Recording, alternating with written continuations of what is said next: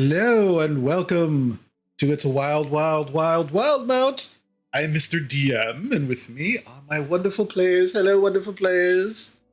Hello. Hello. Hello. Oh, okay. Quick announcements, and then we will jump right into the game. First announcement for those who may be aware or maybe not, you can interact with us as we play our game. How can you do that, you might be asking? Well, you can use channel points to purchase inspirations. So if you use your channel points to purchase inspirations, you can determine whether it gets to a specific player or to the group. And it will help them out in rather difficult situations, possibly. If you do determine that it is a group inspiration, they will decide who gets to use it. But if you really want to fuck with them, you give me an inspiration. It's a little more expensive because you'll be directly impacting the DM's decisions. But you can only do that once per session. So as opposed to the players, you can actually do 3 times per session. And don't worry, if they don't use your inspirations, we don't use them at all, they will be refunded to you at the end of the stream. So that's the first announcement. Make sure you use them. Huh? I froze? Did I freeze? You're good. Okay. I'm fine. I must have been you. I sound robotic again? You did for a moment. It's like on and off. You're good on stream though. Okay. All right. Yeah, so that's got to be Discord then. Yeah. So, all right. All right. So, actually, hold on a second. Cuz we can't see Leah. So, I'm going to fix her camera real quick. There we go. Fix. Perfect. All right. So, that was the first announcement. Second announcement is our merchandise. Once again, our way of giving back to you for your support is through merchandise. Not only do you continue to support us by purchasing the very high quality items that we have in our merch store, but as I said, it's kind of our way to give back. And if you are subbing to us here on Twitch, you get a discount depending on what tier you're subbed at. If you're subbed at tier 1, you get a 5% discount. Tier 2 gets 10%. Tier 3 gets 15% off. Just make sure that when you go into our merch store that you are logged in with your Twitch account so you can take advantage of those discounts. And you can get things like these awesome mouse pad and mugs. Look at that artwork. Amazing artwork by Rose Garden Illustrations. And you can see our own Lady Poopsie wearing one of our t-shirts. Amazing. But yeah, like I said, just a way for you to continue supporting us. And if you like shirts and mugs and mouse pads and awesome artwork, there you go. It's all for you. You can find it in our merch store. Also, you can check us out on Patreon. And Patreon, we also have different tiers as well of subscriptions. And the great thing about some of those tiers is every 3 months, while you are tiered for a whole year, you will get exclusive merch, things that you can't actually get in our merch store. So, when you get a chance, check it out, see if it's interesting to you.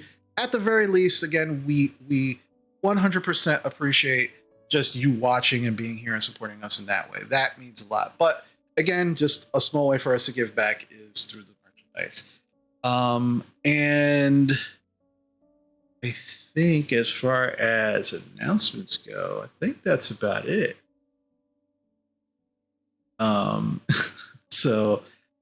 With that, actually, this is kind of an announcement and kind of part of the game. So it doesn't actually fall into an announcement by itself, but something that I didn't actually let everyone know at the end of last session was that our players leveled up. So everybody is now currently level 8. And before we actually get started, let us roll some hit points.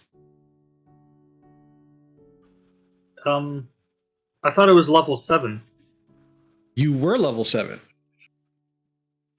No, we leveled up to level 7. We were level 6. I'm sorry. That's right. You are level 7. My bad. Oh goodness! Now I Okay. gotta Thanks, fix everything guys.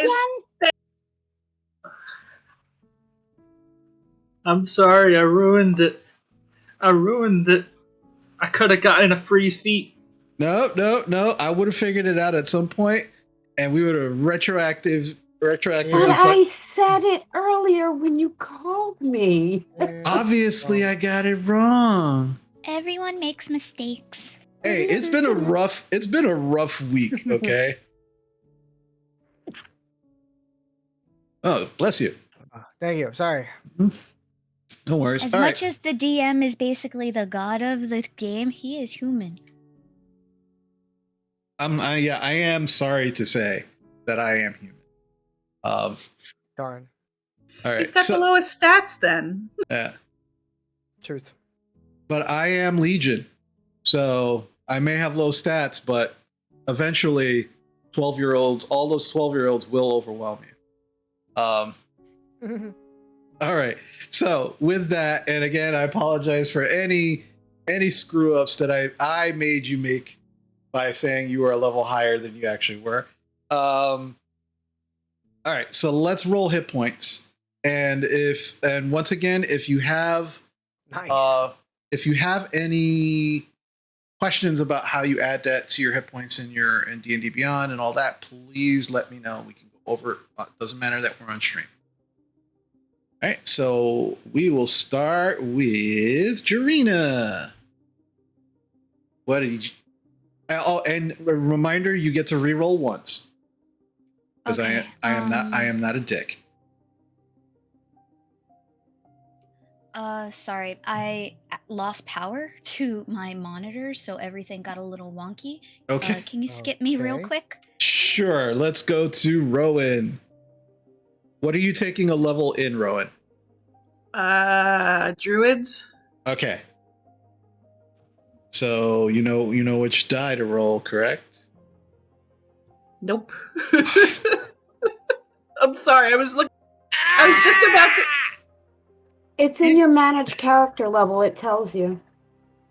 Your Yeah, hit I'm die- not your there hit- yet. your Right hit now. die. Yeah, your hit die. What is your hit die? I believe is as a druid, it's D8.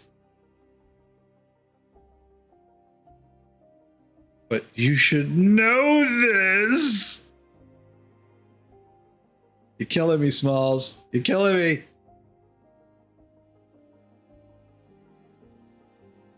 The throwback to an amazing movie.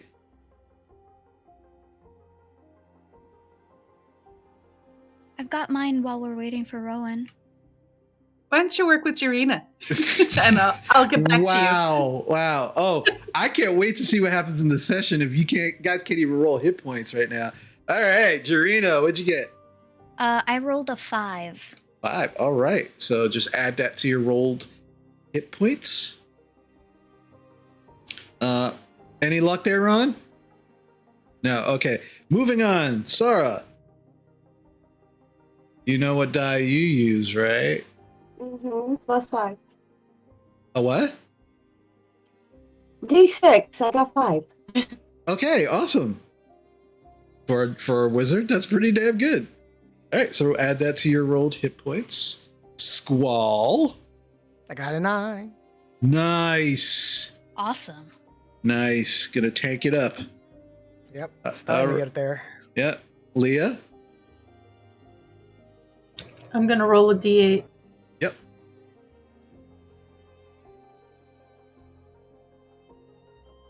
I rolled a 3. 3. Okay, not bad. Not bad. That's pretty average. Alrighty, and last but not least, Galen. I rolled a couple of 1s immediately, but I finally got a decent one. Okay. And it's a 7. 7. Okay, not bad. Not bad. Rowan, how about you? Did you get there? It's D8. Yes, I know it's a D8. I told you it's a D8. Roll the D8. I gotta roll it again. Did you get a 1? Wow. This is great. Get him out of the way. Just get him out of the way. Doesn't Okay, that this mean time she I gets to rolled- reroll? I rolled a 4 this time. 4. Okay, 4. That's not bad. That's not bad. All right. So just add those to your rolled hit points. And then we will get started.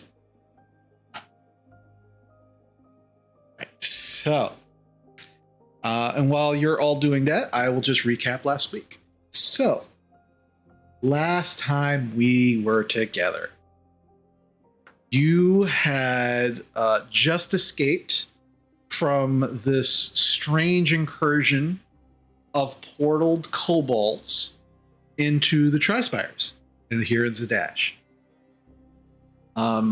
Thankfully, you were aided by the large facsimile of Norman, which Leopold referred to as Millie. And as you were actually taken to safety, you've learned from Leopold himself about how these portals and these creatures and some strange voice was insistent on finding all of you. But not too far after this had started, not too long after, the Scourgers showed up to Leopold's and demanded to be let into his tower, thinking he had something to do with it, which now put him in a very, very, very tough predicament where it actually looked like Leopold might be somehow involved in this attack. So Leopold decided that he would be going on an extended vacation and unfortunately would not be around very long. And then he suggested that you probably want to either lay low or get the fuck out of the city as soon as possible.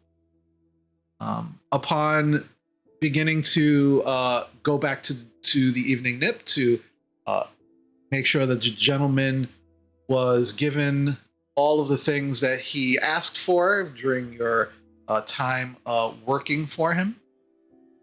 You also learned that the city was starting to become locked down. You made your way to the evening nip, and after a few tense moments of not remembering the password to actually get into the real evening nip, you finally were able to get in. Make sure that the gentleman was aware that you completed the tasks, and not only the tasks you were assigned, but that extra task of getting rid of Gazum Glosk. You brought proof of the deeds, handed him a good portion of the items, actually all of the items that you had acquired during your tasks, in which you were rewarded with some of that money back. And he offered you a job. In offering you the position, not only was he able to pay you up front half of what is expected of you, he also let you know that the Crown's Guard, at least here in Zadash, received a report from Trossenwald about your group. And that group does not match any of your descriptions at all. So you feel like in this moment that you are most likely safe from scrutiny, at least from the Empire here in Zadash. You're not sure if that's the case elsewhere, but at least here in Zadash. But you also needed a way to get out. So gentleman offered you 2 different jobs, one job in Shady Creek Run, and another job in the city of Hupperdon. After deliberating amongst yourselves, you decided to take the Hupperduke job, and the gentleman very happily agreed to give you half of what was agreed upon up front. And as soon as you are ready to leave, you will be taken via secret means to just outside of the Labenda Swamp, near a city known as Barrelbend. From there, you should be able to find your way to the Marrow Valley, get yourselves on, possibly onto the gravelway path, which will take you all the way up to Hupperdinck. And that's pretty much where we left off. So at this point in time, it is, if I recall correctly, it is very early in the morning at this point. As all of this happened just before dawn. And the gentleman had sent out a number of his people out into the city for various reasons, most likely due to the attack that happened in the Tri-Spires. But at this point in time, the gentleman's just kind of waiting on all of you to let him know when you're ready. There doesn't seem to be a huge rush in the as a matter of fact. And you also have in your possession a number of items that have not been identified.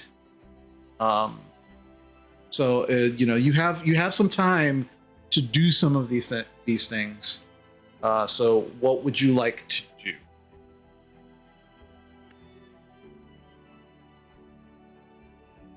Here we go. I believe we agreed that we needed to get the hell out of this town. We also need a long rest. We can Let's get a long long rest. after. We can get a long rest outside. You could actually, in this moment, like if you wanted to take a short rest, you could take a short rest. Like you have time to do that. I think we did. We Well, did. you took a short rest, outside of the wall, right? No, we took No. one in here because I had that dream. And then the place where the gentleman is, the nip and The evening nip. Okay. yeah. Because I was meditating and I rolled low, so I had that freaky deaky darkness dream. That's right. Okay. And my clothes were smoky. Yeah. That's right. I used the time to summon Lucy. Okay. So yeah, you take. I believe it's an hour. Let me just double check. It's been one of those weeks, folks. I am definitely not remembering things the way I should remember them. So I apologize. Okay. Let's see, I believe. Yeah, it takes you an hour to cast it. So you can take the next hour, mark off another 10 gold worth of incense. Keep track of that, because that does get consumed every single time you summon Lucy. In that hour, we call that a short rest. Yeah, you can take another short rest if you wanted to. The only difference is at this point, if you use any of your hit dice to basically regain hit points, you will not get those back until you take a long rest. All right. I want to remind everybody that they're trying to put the city on lockdown, and we need to get out ASAP. We don't have time to have another short rest. Agreed. Well, no. While Leah is summoning Lucy, which takes an hour, She did in the last session. Oh, so you do? Okay, you're doing it all together. Oh, okay. Gotcha. Yeah. Okay, fair enough. And if you also if you recall, and again, this is because I don't want you all to feel rushed unless you actually your characters actually feel rushed. The gentleman did say that he would be able to get you out of the city without it, not in traditional means. So you get the impression that what he's saying is that they could do whatever they want to lock down the city. You'll still be able to get out. So he doesn't look rushed at all. In fact, he actually said to all of you, just let me know when you're ready. No rush. The sooner you get, he wants you to get this task done, the sooner the better. But he's just waiting on you, and he doesn't seem impatient about it. So, yeah, I think we agreed that he was going to get us out. Yeah, that was the deal we made with. Yeah. All right. So do you guys want to take the long rest then, and then, Personally, no. I think we should just leave. I think we need to get our hit points back. Yeah. I agree with Galen.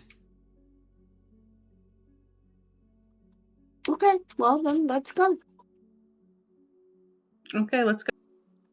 All right, so you guys are leaving? Yep. All right. We have a plan. All right, excellent. So, as you guys kind of finish up your all the different various things that you're doing after an hour, Leah, you are successful in summoning Lucy without a problem. A few people are kind of weirded, like freaked out at first when they see Lucy just kind of pop out of the thin air in the middle of your incense circle. In fact, a few rifles get pointed at Lucy when that happens, and immediately Lucy goes invisible, and the gentleman kind of like waves them off and is now just like staring at you and where Lucy was, and just kind of starts nodding. But after that, you go up to the gentleman to let him know that you're ready to go. He goes, all right, excellent. So you have the first half of your payments, and you all right. So we're going to, as I said, we're going to take you through some areas that you really, for your safety and mine, really shouldn't be seeing. But once you get to the means of your location, your blindfolds will be removed, and you kind of go from there. But just so we're all on the same page here, and he just kind of holds his hand out, and as he holds his hand out, you see the little gnome Dweez just out of nowhere, like just come around the side of his chair. You're not sure if he was standing there all along. You didn't see him. And he just and he puts a piece of paper in the gentleman's hand, and the gentleman just kind of puts it down on the table, opens it, rolls it open, and it's a small map. And he begins to kind of show you on this map. It's like, all right, so obviously we're in Zadash. You're going to be going by what we would normally use for, I mean, it's a base term. I hate saying it, but it's apt as well. The things that we try to smuggle out of the city, you'll be going that way. And when you come out, it's going to take a number of hours. This is not going to be a very quick trip, just so you're aware. It will take a few hours for you to get from here to there. And there is actually just outside the Blabenda Swamp. Now, where we're going to leave you, you're going to have to venture through the swamp slightly. Depending on which way you want to go. If you feel like you need to replenish yourselves or shop or purchase items for travel or some such. Obviously, you're not going to be able to do it here, but there is a small town within the Labenda Swamp known as Barrelbed, where we're leaving you out. I'm not going to lie, it's a few miles out from where you're going to be coming out of our smuggling hole, if you will. But just be forewarned, it is a shithole. But it's a good shithole. You can hide there, and while it's technically part of the Empire, not a lot of people go there who really want to be there, I guess is a good way to put it. It's in a swamp. Let's just put it that way. I mean, if that doesn't paint a picture for you, I don't know what does. But if you don't want to go to Barrowbend and you want to kind of make your trip a little quicker, you can go the opposite way, which will get you on. You want to go towards the Marrow Valley and find your way to the Gravelway Path. That's going to be a few miles to get you onto the path that will take you straight to Hupperduke. Or you could just kind of go through the wilderness. You could do that as well. Not as safe. But again, you all seem very capable. So I will leave the means up to you on what you do. And he kind of hands you the map. And it's small. It's not very big. And it looks almost identical to the map that you already have. Except that as you look at your map, you can see Barrelbend, but you can't see Hupperduke. And on the map he hands you, you can see that the Gravelway Path does lead right to Hupperduke, and you can see that it is along the edge of this mountain range known as the Silver Quell Ridge. So this should be helpful. Whoever wants to take this, anyone? I'll take it. Okay. All right. If I may stop you for a moment, did you say that towards the end of this hike we'll be coming out in a swamp? Yes. I only ask because I don't. Did you say we have to traverse through this swamp? It depends on which way. You'll be less if you go straight to Hupperduke. If you decide that once you come out, you'll go straight to Hupperduke. It will probably be only a few hours in the swamp. But if you decide that you want to resupply at Barrelbend, you might be in there for about a day or two in the swamp. And then, as I said, Barrelbend is in the damn swamp. So there'll be more traveling through. So it's, again, I leave it up to all of you how you wish to do this. And then once you get to Hupperduke and you take care of the situation there, as I laid out to all of you, just find a way to get word to me that you have completed your task, and then we'll go from there. Okay, thanks. Oh, very welcome. Any other concerns before? DM, out of game. Yes. I'm sure he told us the name of the contact. I didn't write it down. Did anybody else write it down? I know several people did, but... Meryl Zirfin? Yeah. Meryl Zirfin. And we have to say to him the code, which is we come bringing many gifts. We come bearing many gifts. Bearing many gifts. Okay. There you go. All right. So anything else before we get you on your way? I think that's it. All right. Dweez. And the little gnome who's just kind of standing there, he goes, okay. And he just kind of walks up to each of you and he hands you a black bag. And goes, you put them on your heads. hate this, and I put it over my head. All right. So you all start putting these very, very thick, heavy canvas black sacks over your heads as Dweez is just kind of handing them to you. Yes, Trina. He's a gnome, correct? Yes. Before I put mine on in Gnomish, I want to say if I'm missing anything, you're going to get a kick to the face. As you say that, he goes, yeah, okay. And he says that back to you in Gnomish. And to everybody else, whenever you hear Jarena or anybody else speaking Gnomish, you just saying,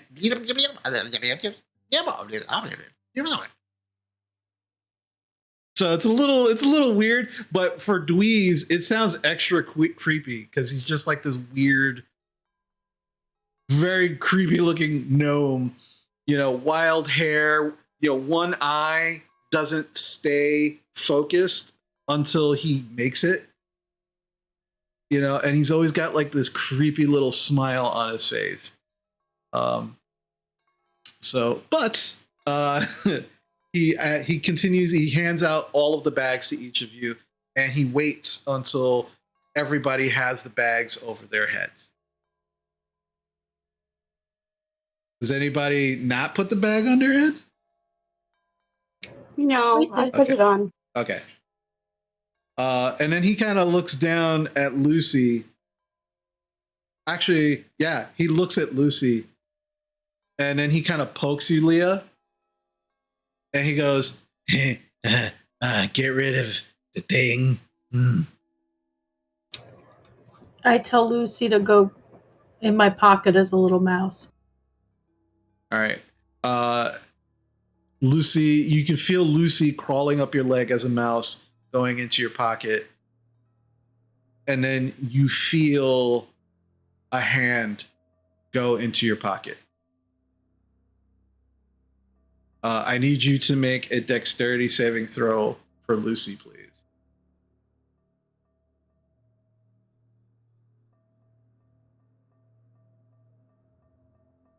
So just roll the d20 and add whatever Lucy's dex modifier is.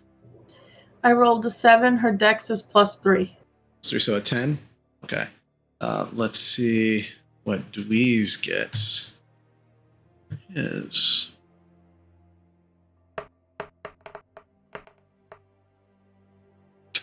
okay. So you feel a hand rummaging around in your pocket, but Lucy is just like moving away from the hand in your pocket, and then you just hear, and then the hand recedes from the pocket, but you can still feel Lucy in there. So Dweez hasn't caught her? No, he rolled a 5. So somehow in your small pocket, Lucy was able to evade him. But you just kind of hear, master. And he begins kind of whispering. And then you hear the gentleman, because you can't see anything through these bags, but you hear the gentleman. All right, so I'm going to say I don't mind that you have a familiar, but I would really, really, really, really appreciate if you just dismiss your familiar, please. Dweez was a little overzealous in trying to obtain your familiar from you, but it's not successful. I am familiar with that type of magic, and I know that you can see and hear through their eyes. So if you could please dismiss it, then we can kind of continue. Out of game, I'm happy to oblige, but I don't know if I've ever dismissed her before without having to resummon. Yeah. Would I have to resummon her with incense again? No, you can, once you summon Lucy, any familiar, you can dismiss them at will and make them reappear at will. The only time you have to do the ritual is if they were destroyed or sent back to their original plane of existence. Okay. Lucy, you're dismissed for now. I'll call you back when we're out of here, okay? You hear a loud, and you feel the weight in your pocket disappear. She's gone. You hear the gentleman, "Thank you, I appreciate it." All right, let's get you out of here. And you feel Dweez begin to grab your hands and start putting your hands in each other's hands. All right, everybody find a buddy. All right, so what I need from all of you right now is I need the marching order in which you are in this line of blindfolded individuals. So who is in the front? Okay, Squall is in the back. Anybody else? Who is in the front? In the front. I want to be in the middle. All right, Jarina is in the front. I'll go after Jarina. All right, so Jarina, Leah, Sora. Who's after Sora? I'll be after Sora. All right, so Rowan, and then that makes Galen, and then Squall. All right, perfect. And Jarina, you at this point you actually feel Maya begin to like go underneath your hood until her whole body is actually in the hood with your head. Because the hood is not it's not like tight over your face. It's like a burlap sack that's been dyed like very, very black. So she's kind of like puts herself underneath it with you, and she just kind of tries to curl herself around your neck. All right. So Jarina, yes. Just real quick, when Maya is in there, I just want to tell her you did such a fucking good job protecting me, and I appreciate you. Her little forked tongue kind of comes out and just kind of on the side of your cheek, and then she just kind of curls herself around you, and just kind of like you can feel her just kind of trying to make herself as small as possible, like pulling her wings in real tight, curling her tail underneath her. So she's very comfortable at this moment, and she's not impeding you in anything. Alrighty, so Jarina, as all of you are holding hands, so Jarina, you have one hand out in front of you that is empty, and your other hand is holding Leah's hand. Leah, you are holding Jarina's hand and Sora's hand. Sora, you're holding Leah and Rowan's hand. Rowan, you're holding Sora and Galen's hand. And Galen, you are holding Rowan and Squall's hand. Squall, you have one hand free, but you are holding Galen's hand. Jarina, okay. you feel a small hand go into your open hand, and you hear, "All right, follow me and don't stray, because yeah, you'll get hurt." And you hear a door open, and you begin feeling yourselves pulled into wherever this door opened. And as you kind of go in, Squall, you do hear the door close behind you. And then you're walking very slow. You're not walking fast at all. You're walking very slow, and you feel like you're kind of moving at a downward slope. Not very steep, but it's noticeable. Like you're kind of maybe going down a ramp. There's no steps. And you feel like you're kind of doing that for a while. You're pretty much like this for a good 15, 20 minutes. You absolutely feel that you are turning corners. You're not moving completely straight down. You're definitely turned a number of different corners. Everybody, if anybody who would like to can make a perception check at disadvantage. Something I'm good at. Disadvantage perception check. All right. Jarina, what'd you get? 7. Okay. Rowan. Hang on, I rolled a 25. I gotta roll it.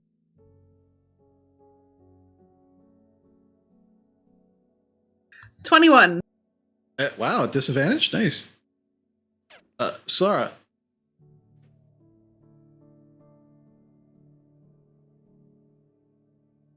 Sarah. I didn't roll. Okay. Squall. Okay, my roll got. You don't have to roll. You just if you do, just let me know what the number is. Yeah, I wanted to, but okay. I reloaded my page instead of clicking the right button. That would be nope. Okay, one more. So that was an 11. 11. Okay. Galen. I rolled 2 13s, but they all add up to 19. 19. Okay. And Rowan, you weren't rolling or? 21. 21. My bad. Okay. Leah. At disadvantage, I rolled a 2 plus 8 is 10. Okay.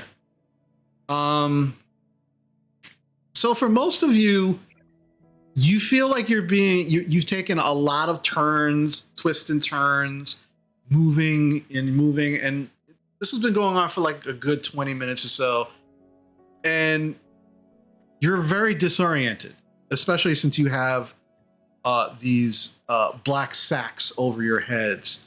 It's making it really difficult to kind of like figure out where you are, where you're going, and the turns aren't helping. But Rowan and Galen, the impression you're getting is that this is happening to you on purpose. Like you're being taken and moved around in different locations, taking different twists and turns. The two of you feel like you've probably backtracked to a couple of places and then moved in a different way. You didn't roll high enough to kind of be able to trace your steps back, but you are very aware that you're not moving forward in a predetermined path. You are specifically being turned around to screw with your sense of direction, so you probably could not find your way back.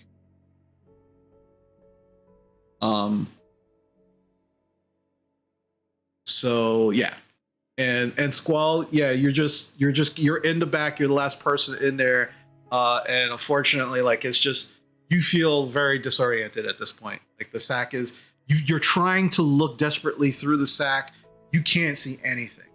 You're not sure if it's either the sack itself or where you're traveling, there's no light. And considering that you yourself don't have dark vision, it's a little extra disorienting for you, unfortunately.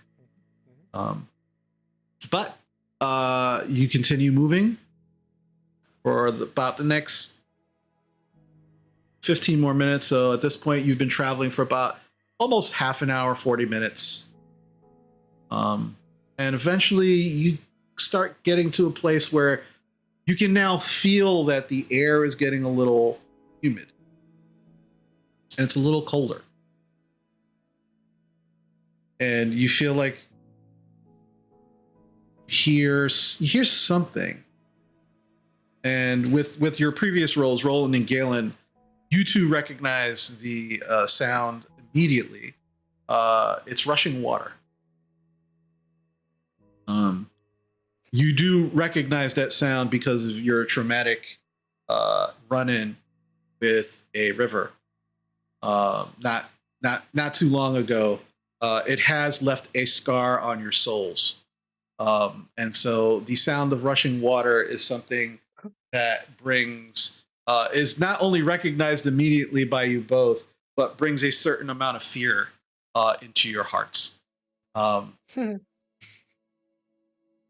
But the rest of you start to recognize that sound as you continue moving forward. And at this point in time, you now, the very, very sturdy ground that you were currently walking on, you can now hear your footsteps on wood. You can hear the creaking of wood and the heels of your boots just kind of now clomping on this wooden floor. And there is a slight echo as well. And not too soon after, you begin to realize that your environment has changed. Jarina, you feel a tugging on your sack, and you immediately you can now see, as you see, Dweez has just kind of reached up and pulled the sack off your head. And he just begins going over to everybody and just starts pulling the sacks off of your heads.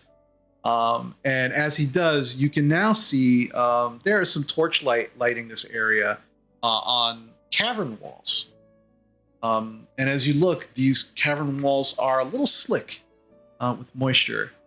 And as you look, you realize that you are on docks, like some kind of underground dock. And there are two individuals who are just kind of sitting at the edge of the dock. One looks like a human man, and he is just kind of like sitting there. You can only see him from behind at this point. And he seems to be just doing something. You hear, and then he kind of reaches down, picks something up. And as you kind of take a look, you realize that this person has a dagger in his hand, and he's taking it and he's just throwing it into the wood on the floor, picking it up, and he just keeps doing that. The other chair, maybe about 10 feet away from the first one, it's a much smaller chair, and it looks like possibly some smaller person, either halfling or gnome, you're not sure, who's just kind of sitting there looking up. And Dweez is like, okay, follow me, and kind of leads you over to where these two are sitting. And these two are practically like on the edge of the dock. And as Dweez gets closer, the person that's throwing the dagger into the ground stops and just kind of turns around and looks back. And you can see now there's a human male just kind of sitting there. He's got like this curly mop of brown hair. It's just kind of like out, like almost like an afro. Very, very like tan skin. It seems very, very weathered from the sun. He's wearing black leather armor, but the armor itself, it looks like patchwork of different pieces of leather. But they're all dyed different shades of black. And no sleeves, no shirt, just the armor. And then wearing is just a breastplate, and then he's just wearing some regular like kind of brown breeches and boots. Just kind of turns and goes, "Hey Dweez, what's up? These them?" And Dweez like, yeah. All right, it's time to give you the speech. And kind of gets up and he turns around. You can see he's almost, if he's not 6 feet tall, he's pretty close. And he kind of gets up and he goes, "I'm Thomas." He points to the smaller person sitting there. "That's Jerome. We're gonna be taking you up this river, and I'll be leaving you out of Barrowbin. All right. So here's the thing. Y'all need to shut the fuck up. We normally don't take groups through where we're going, and it's very advisable that you be as silent as possible. Because if you're not only is the trip going to take longer, it's going to be a little more dangerous. Questions? Nope. Good. I like that. No, I like you already. No problems. All right, and we don't have very large boats, so we're gonna have to split you up. I could take 3 in my boat, and Jerome could take another 3. And Jerome gets up, and as you can see now, you see a halfling, who's kind of wearing this little cloak. You can see brown curls kind of like shooting out of the cloak slightly. Dirty, kind of like dirty face. Also wearing like dark brown armor. He goes, "I'm Jerome." He's like, "All right, so who's coming in my boat? Who's going with Jerome?" So this is where you guys get to decide who's which boat. I'll go with Jerome. Oh, hold on. All right, so we got Thomas's boat and we got Jerome's boat. So I heard Leah in Jerome's boat. All right, who else? Please. Rowan in Jerome's boat. All right, we got one more for Jerome's boat. Anybody else in Jerome's boat? Was that Galen? No. I'll take Tom. All right, Galen's and Tom's. I'll take Tom. Sarah's and Tom's. Who's in Tom's? Same. Me too. Squall. All right, I so guess I'm going with Jerome. yeah, Jarina, you are in Jerome's with Leah and Rowan. All right, so you all begin kind of getting in the boat. Dweez just kind of looks at all of you. He's kind of like got the group of sacks in one hand and just kind of looks at you all. He's like, "Bye," and he just turns around and just walks back the way he came. But right now you can see that Thomas and Jerome are just kind of getting ready. There are paddles in the boat as well. And then Jerome goes, "All right, before we go, normally, as I said, you're not ferrying a shitload of people. But this actually is very helpful. I'm gonna take one of the oars. I could take one paddle on one side. I need someone to take paddle on the other side. So anybody here is gonna paddle with me?" I'll paddle with you. No, this is Thomas talking. I'm sorry. Oh, sorry. But Jerome is like, "Oh, you paddle? Okay, great." And he does hand you a paddle, Jarita. I mean, I've never paddled before, but I can try. Thomas just kind of looks at you. He's like, yeah, look, it's super simple. If I just say we're going forward, you're just going to do this. Right? You're going to put it in the water and you're just going to pull forward. Right? And I believe it's called centrifugal force. Right? It just boom. Right? Boom. If we need to stop, right? You just hold it still in the water. Or just take it out and you just stop.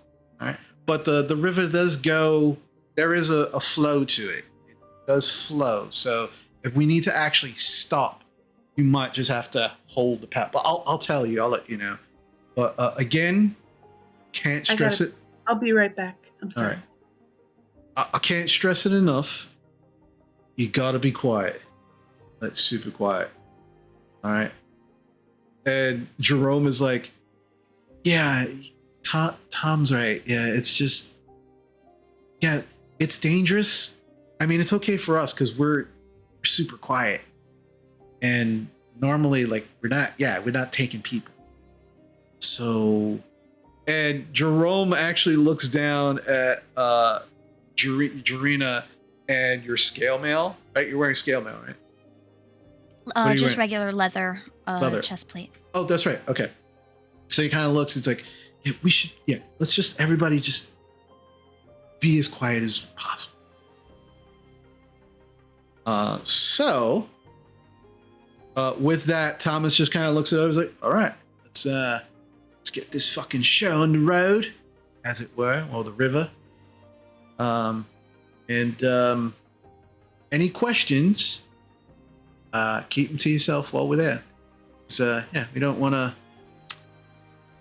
to have any problems.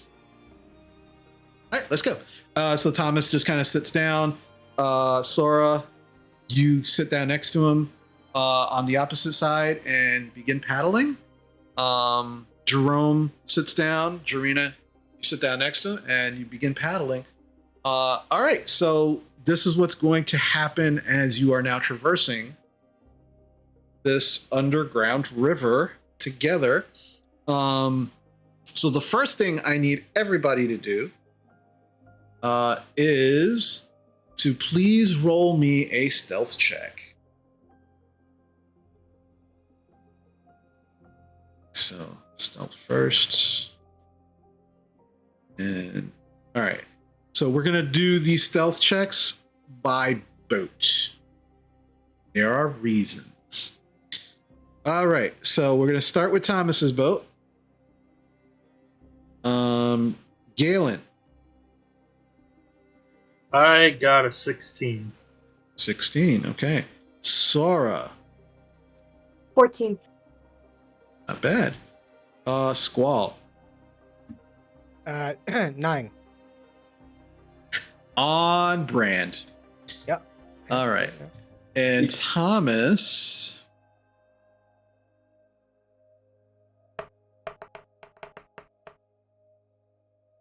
It's not bad. Thomas gets a 27. Alrighty. So that's Thomas's boat. Now we'll go to Jerome's boat.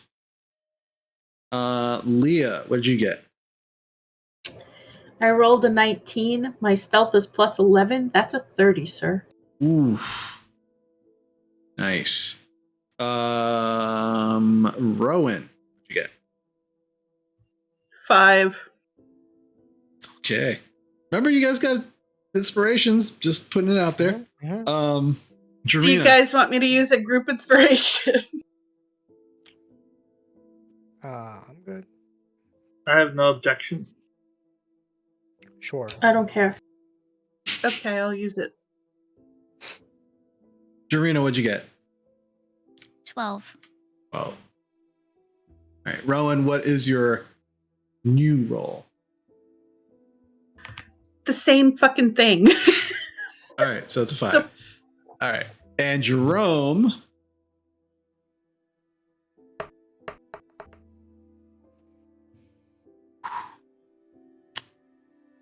Wow. Okay. The nat 1. All right. Do I have any inspirations? No. Good to know. All right. Now so, you do. What? Now you do. Now I do? Okay. All right.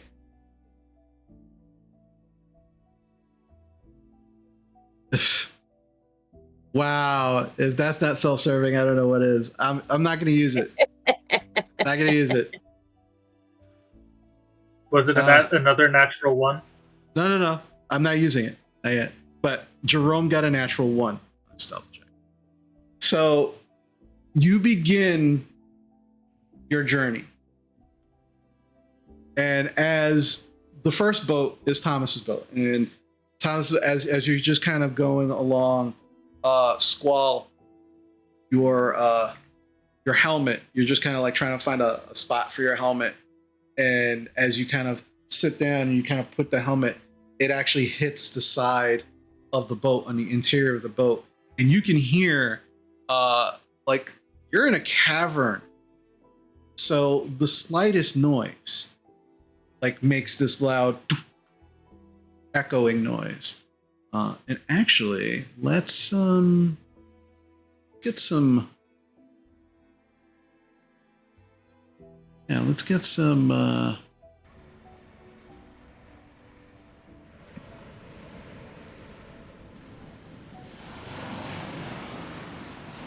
You can hear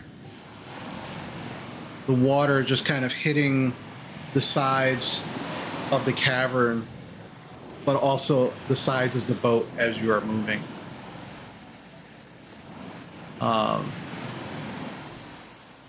And unfortunately, as you do that, Thomas just stares at you, like stares daggers at you, and then just looks at you, raises his middle finger, and puts it to his lips. I'm just gonna look at him and consciously like just try to talk to him. And so how long are we in this underground cavern for? Like, I'm minding my voice. I'm not trying to. Yeah. And he just like, all right, I said to keep quiet, but if you gotta know, all right, we're going to be in this boat for at least the next 2 fucking hours. So if you can't keep your mouth shut, I'm going to shut it for you. Make it very clear. Because trust me, you want me shutting your mouth and not the things that live in this fucking cavern to shut it for you. Comprende? You're so charming. But yeah, I got it. I try to be. And so I'm just gonna like end the conversation, and what I'm looking for is for us to leave the cavern and there be an open sky. Yeah, at least 2 hours. Okay. Yeah. And that's just that. And again, that's not that's the DM. I'm just waiting for us to. Yeah, I'm okay. going to All be right. waiting for an open sky. That's what I'm looking for. Gotcha. No problem. So you continue kind of moving forward, and in Jerome's boat, which is not too far behind, maybe about 20 feet or so between Jerome's boat and Thomas's boat. Jerome is just kind of like sitting there, and Rowan, you're just kind of like, you sit down and you're like trying to figure out like where to put your staff and where to hold your staff, and you're just like and you just kind of like not even paying attention to what you're doing, and you just knock Jerome in the back of the head. And as you knock him in the back of the head, he goes, fuck! And then you watch as the paddle just falls into the water. And he goes, oh fuck! And he jumps into the water. And you just watch him grab the paddle and begin climbing back into the boat. And it seems like, like he's pretty dexterous. He gets back in the boat without an issue, but he is splashing everywhere, and it is just echoing throughout the cavern. And Thomas, I'm so sorry. I'm so sorry. Yeah, it is. Just sit down. It's fine. Just please sit down. Thank you. Oh. And the rest of you in Thomas's boat, Thomas is not even looking at any of you. He is just turned around, eyes wide, and is just staring at Jerome. And he's like, I can heal that for you. And Jerome's like, no, just, it's fine. Fuck. All right. And then they just kind of sit down and begin kind of paddling again with Jarina. And you have not even left sight of the docks yet. And all of this happens. So thankfully you're not deep in your journey yet. But it's not a good start. Rowan hangs onto the boat for dear life and hopes nothing else terrible happens. Yeah, and you just like put your staff down, and you're just like, all right, fuck it, just gonna. But at this point in time, you all begin kind of moving. I would like Sara and Jarina to roll strength checks for me, please, while you are paddling.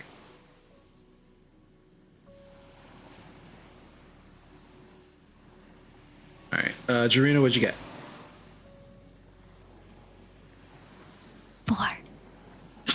Okay. Sora. 8. Nice. This is a great start to the game. To the So Thomas is paddling. Sora, you're paddling as well. This is you've not paddled before, so you're not 100% familiar with it. You're watching Thomas do it, and you're getting a little winded, like very quickly, and then all of a sudden you feel a hand on your hand, and you look, and Thomas is holding your hand, and he's just like, "All right, just." I don't know what you're doing, but try and do better. And as you look, you can see that since you're not rowing at the same speed that Thomas is, the boat is beginning to turn to the left. And so he's kind of like stopped rowing and he's just waiting for you. And he begins kind of rowing a little slower. And then it kind of straightens the boat out. But the first leg of part of this is you're not doing 100%. You're not doing great. You're getting a little winded, but Thomas seems to be keeping pace with you rather than you keeping pace with Thomas. Do one of you two want to take this over? I whisper to both Galen and Squall. Yeah. Yeah, if you want to whisper, but then just talk regular, just tell me I'm whispering and then speak in your regular voice. That way you don't have to worry about I'm going to whisper. You don't have to do that. That's fine. Mm-hmm. All right, so hello. You asked. Yeah, nope. Yeah, you asked. And Galen is doing good. Yeah, they're encouraging you. You got this. We rode before. You need to learn how, and this is a great start. All right. It's not going equally great in Jerome's boat either. While Jerome is a halfling, he's got some guns on him. And considering that him and Thomas seem to be like the boat guys down here, you figure that they do this on a regular basis. This doesn't seem to be an issue. And then very quickly, you watch as the boat starts veering off to the right. And Jarena, you look and you can see that Jerome has pulled his paddle out of the water and is just watching you and waiting for the boat to right itself. And as soon as it begins righting itself, he sticks the paddle back in the boat, in the water, and begins kind of trying to keep pace with you, going slower. And much like in Thomas's boat, he's keeping pace with you rather than you keeping pace with him. And so for the next 45 minutes, you feel like you're probably not going as fast as you should. And you watch as the torchlight from the docks begins to fade into the back. And as you get deeper into these tunnels, there is no light. It is absolutely pitch black. The paddles, as they are hitting the water and actually moving the boats, thankfully, those noises merge with the actual rushing of the water. But the water sound is echoing throughout these caverns. And you do realize that loud noises will definitely carry in these tunnels. Second leg of the journey, I need another stealth check from everybody. How long was this? 45 minutes. Okay. Is it okay for any of us not rowing the boat to take a short rest? Yeah. Okay, just curious. but you don't. You it's a whole hour for a short rest. So you're only 45 minutes in. I got it. All right. So gonna do this by boat again. Galen, what'd you get? 18. Sora? 13. 13, not bad. Squall? I'd like to say I sneeze with a nat 1. Okay. Like really loud. Okay. Yeah. So all right, let me roll for Thomas. See what he gets. Like, you know, one of those really obnoxious. Thomas gets a nat 20 for 29 total. Don't worry, we'll get to the failure there. We'll go now. We go to Jerome's boat. Leah, what'd you get? I rolled a 3 plus 11 is 14. 14. Okay. Rowan? 12. 12. Okay. That's better than 5. Jarina? I got a 14, and also you have 2 DM inspo. Thank you very much. All right, and Jerome is going to roll his stealth. Oh, that's not bad. Jerome gets a dirty 20. Right. So, as the boats are moving forward, at one point, you can feel the splash of the water kind of hitting the sides of the boat. And you can now, at this point in time, feel the water actually picking up a little bit of speed. Not a lot, but it's picking up enough speed for these boats that it is noticeable now. However, both Thomas and Jerome are still continuing to row. They're doing their best to kind of like steer the boats in whatever direction that you're going in. Again, for most of you, even with dark vision, it's very hard to make out detail in this just pitch black area. You can see shapes, obviously, grays, but there's not a lot of detail because there is not a lot of light at all. And at some point, the water that is splashing up against the boat, the spray does start to hit some of you. Squall, unfortunately, some of the spray hits you and it goes right up your nose. And as you just like, you feel like this water just hit your nose and you're just trying to stop it, all of a sudden, Nice. and Thomas just turns and looks at you with a face of just abject horror. And then just kind of like puts his hand up and closes his fist. And as he does this, he also he puts his hand down, grabs your hand, Sora, and he motions for you to stop. And he begins kind of pulling your paddle up with your hand. Jerome's boat, you watch as Jerome begins to pull the paddle out, and Jarina, he kind of like motions for you to take your paddle out of the water. And at this point in time, everybody's just not moving, but the boats are continuing to move. But at this point, they're not controlled. And Jerome is looking around. Thomas is also looking around.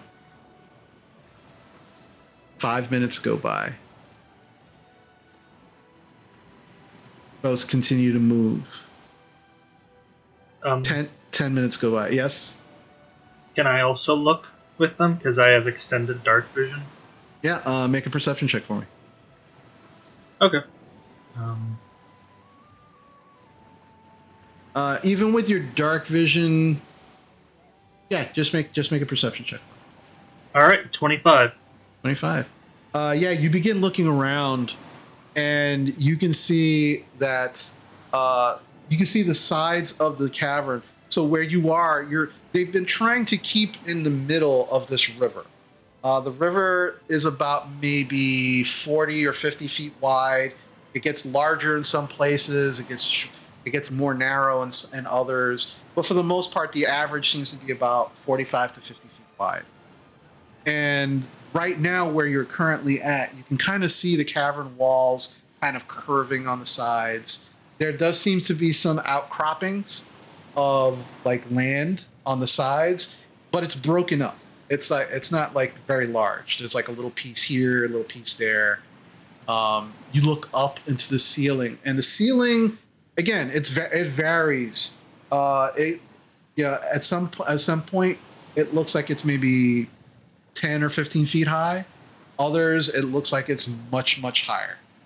But currently, as you're just kind of like looking around, you can see stalactites just kind of like peeking out from the tops occasionally. And they're just like definitely like just looking around. Now, outside of that, you really don't see much of anything else. And there's no mysterious moving stalactites? Not that you can see, no. Okay. After about 10 minutes, Thomas raises his hand again and then just opens his hand up. And then he kind of motions Sora for you to continue. Put the paddle back in the water. Watch him do the same. Jerome kind of like nods. Motions for you, Jarina, to do the same. And you begin kind of writing. They begin writing the boats as the boats are starting to kind of drift to the side of one of the caverns. But now the boats begin to right themselves. Sora and Jarina, I need you both to make another strength check for me, please.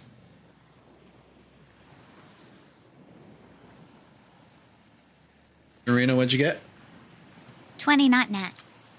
Nice. Sora? Hang on, it's not rolling. Okay, there we go. 13. 13. Okay. So you're both getting used to it at this point, and so you begin kind of picking up the pace. And as you do, both Thomas and Jerome just kind of look, kind of like nod in a, very happy with kind of grins on their faces, and they kind of pick up the pace too. And now boats are moving a little quicker. Yeah, Sora's thinking, I just want to get the fuck out of here now. Okay. Yeah, any small noise, just you can hear it. You all heard Squall sneeze, and it just echoed throughout this cavern. Another half hour goes by. Those who are not paddling, if you'd like to, at this point, have taken another short rest, you can do so. But you don't have to. So as the next half hour goes, you watch as the cavern opens up into a huge cavern. This cavern is now much larger than you've been in so far. The water seems to not be moving as quickly in this cavern. Almost as if where you were coming from, that part of the river was spilling into this location. And now you can see small pieces of rock and land kind of protruding from some of the river. You can see them coming out from the sides of the cavern as well. But this cavern is probably 100, 120 feet wide. It is massively wide. And as you're kind of moving through, Thomas kind of leans over to all of you in his boat. It's like, all right, so this is the waters here are a little more difficult to traverse. So we're gonna take our time. Still need you all to keep it down. Jerome kind of like is looking around, sees Thomas, and he's like, all right, so this is where Thomas usually tells me to shut the fuck up. Because it's hard to move through this and he's got to concentrate. So I think that's what he's probably saying to your friends. I'm not going to say that. I don't know you guys. So, but just keep it down, because I got to concentrate too, because we don't want to hit the rocks or anything. So just we'll be good. Just work. We'll work together. All right. So what I need this time from Jarina and Sara is I need not strength checks. I need dexterity checks from both. It's not so much moving through the water now. You two have gotten pretty good at it so far. This is trying to avoid hitting obstacles in the water. So Sara, what'd you get? I got a 19. Nice. Jarina? I'm using a group inspo. Absolutely. That wasn't that much better, but it is better with a 7. Okay. Hey, I rolled a 3 before, okay? So. Okay. No, that's fine. 7 is definitely better than 3. And I now need another stealth check from everybody. So once again, we will start with our favorite boat, Thomas's boat, Galen. I have been rolling low. 11. 11. Mind you, I'm rolling like 3s, but thankfully my modifier is just above 10. Okay. Sara. 18. 18. Squall. 12. 12. Okay. And Thomas is going to roll. And Thomas gets a dirty 20. All right. And now we go to Jerome's boat. Leah, what'd you get? I rolled a 2 plus 11 is 13. 13. Okay. Rowan? 15. 15. And Jarina? 17. 17. All right. And Jerome, he go get 15. That's not bad. Man, the people with the high dex are rolling high dexterity are rolling low. Yeah, it's so weird. All right. So for the most part, you're all just kind of sitting in silence and you're watching both Thomas and Jerome like using the paddle and kind of moving it in different ways.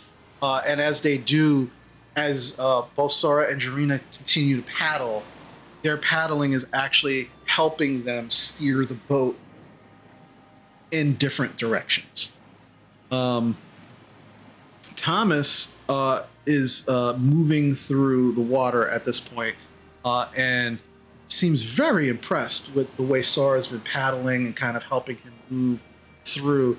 And you are very deftly just avoiding, and they're not like hidden. These rocks aren't hidden. You can see them coming. But you are aiding him in moving the boat in such a way that you are clearing these obstacles by at least 5 feet, if not 10. And as he's moving, Thomas is just kind of nodding his head, and he seems kind of very impressed. Jerome is doing the same thing with you, Jarina.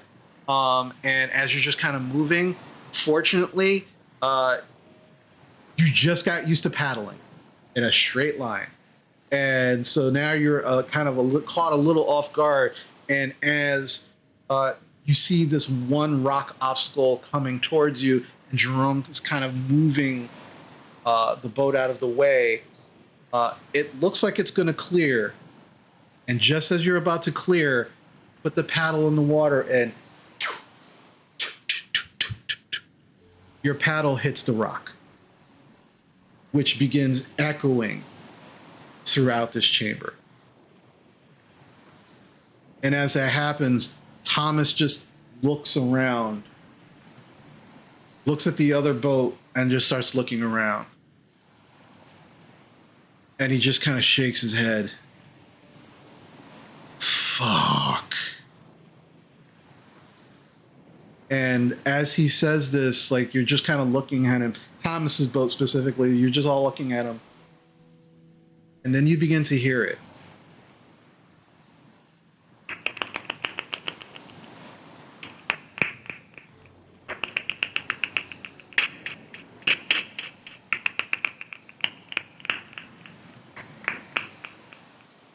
And now you all hear it. It's just kind of clicking or tapping of the rocks. And it's hard to kind of pin down where it's coming from because this cavern is just so large. And as that happens, Thomas just kind of like starts looking around and he goes, all right, fuck it. Let's go now. Move. Just go. And sorry, he points to you and he just starts paddling like crazy. And Jerome looks and he hears, and now, like, as he's talking, everything is echoing through here. And Jerome's like, oh shit. Yeah, we gotta go. And he starts paddling and he motions for you, Jarina, to do it as well. Sora and Jarina, any strength checks from both of you now. No more dexterity, as you definitely are not trying to be stealthy anymore. Sora, what'd you get? I'm going to use a group. Same.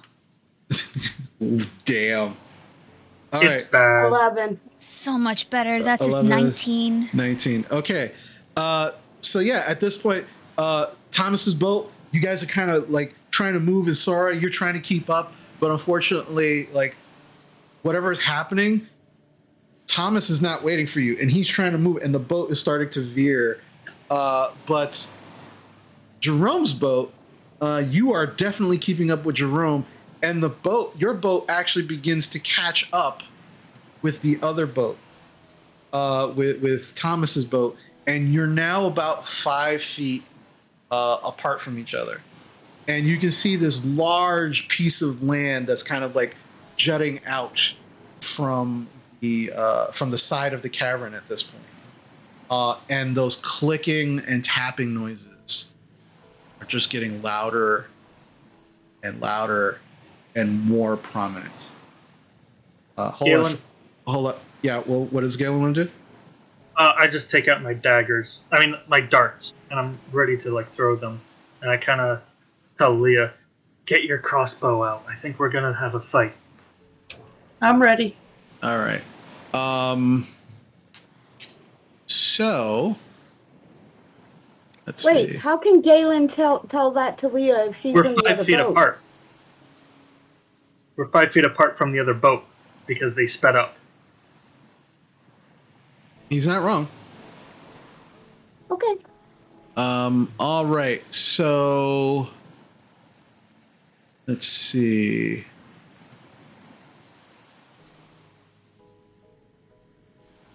Okay. So let's see. Thomas's boat's in the lead. Jerome has caught up. Okay. So Galen spoke, and then Leah spoke. Okay, so that's what's gonna happen.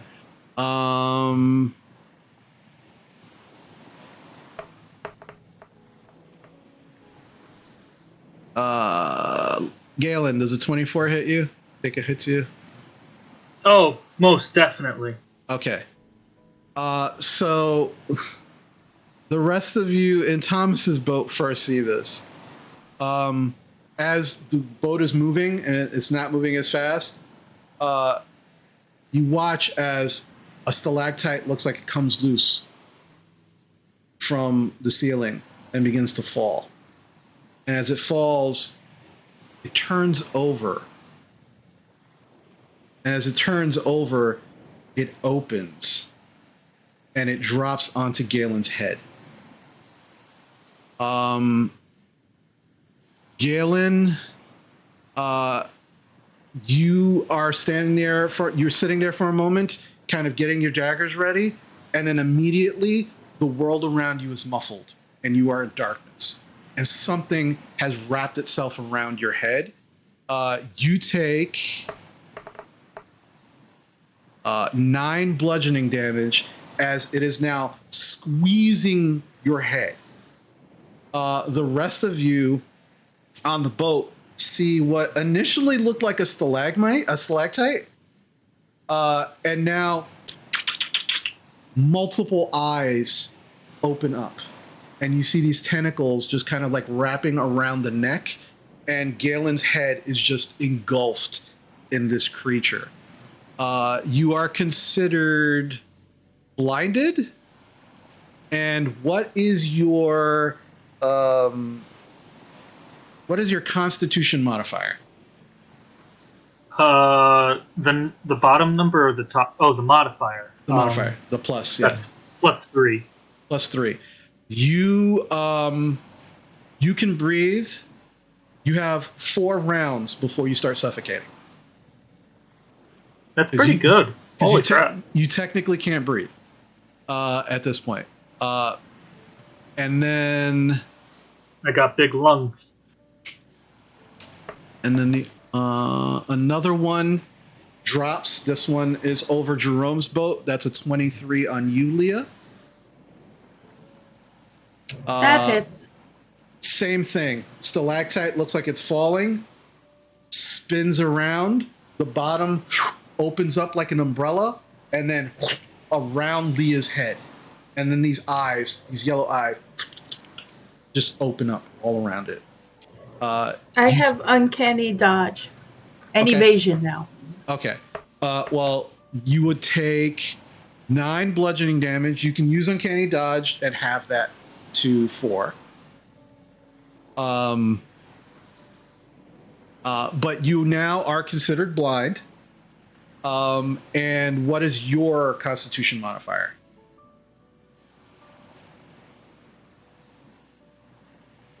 +2.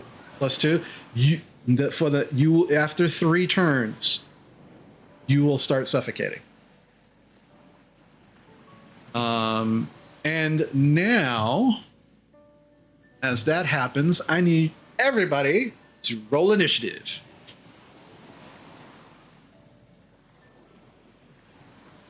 All right. And while that's happening, let's put on some fighting music.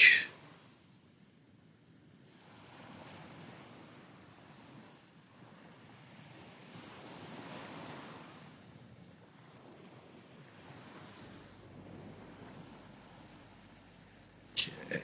Alrighty. So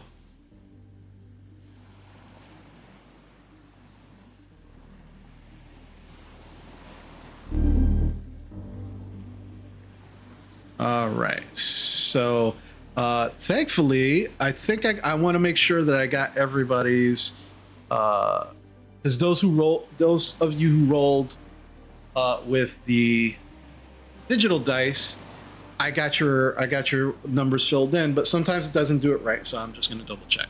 So Jarena, I have that you got a 4. Okay, Galen 15. Leah, yours didn't come up. What did you get? I rolled a nat 1, so that's +5 is a 6 for initiative. Okay, so 6. Okay. Squall, what'd you get? 17. Yep. Okay. Rowan 21. Sora 15. Okay. Just want to make sure that I got everybody's correct. Alrighty. So with that, and actually, yeah, let's get the map up.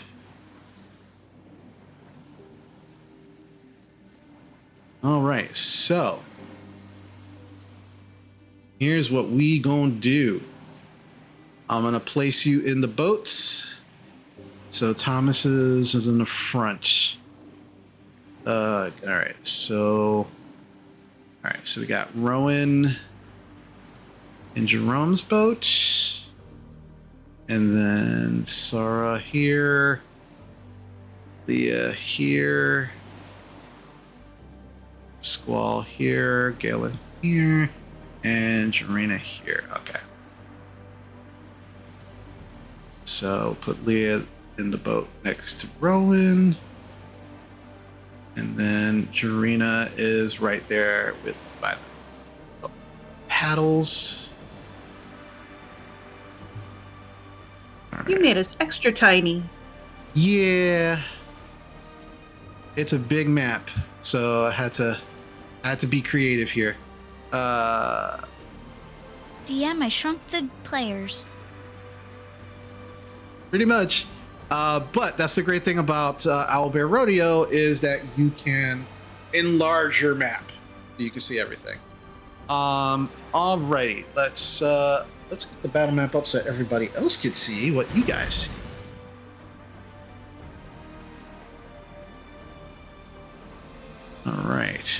All right. So currently, we have this creature on Galen's head. And who's moving my boats? Sorry, I was in the map. I swear, don't move my boats. It was an accident. Uh-huh. You screwed it all up. What are you doing? Don't move my boat. All right, so you're within 5 feet of each other. And then this one is on Leah's head. Me and Leah are now cone heads. Yeah. It's really moist inside of whatever is holding your faces, Leah and Galen. You feel this kind of slime, like just kind of beginning to coat your head, your faces and head, and you can't breathe. It is not pleasant. All right, so with that happening, Rowan, you're first, followed by Squall.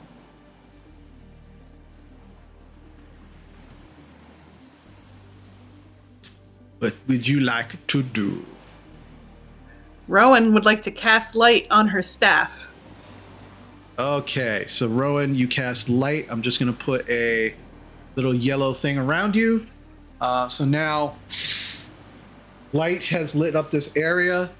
And now you can see these creatures very clearly. It's weird. Their skin has looks like the texture of actual rock, but as it's moving, you can see like this, like leather, like thick, rubbery, leathery, almost hide, as it is now squeezing around Leah's head. So that's, I believe that's an action to do that.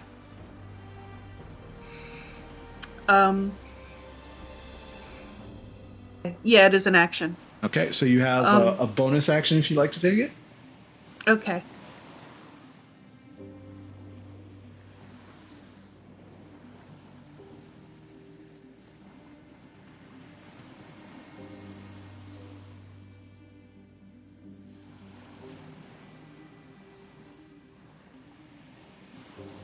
What would you like to do? I have a spell that I've never used before. It's a cantrip. Okay. It's called Magic Stone. I touch 1 to 3 pebbles and imbue them with magic. Mm-hmm. If thrown. But it says it's a bonus action. Is throwing it the action, or is just casting Magic Stone the bonus action?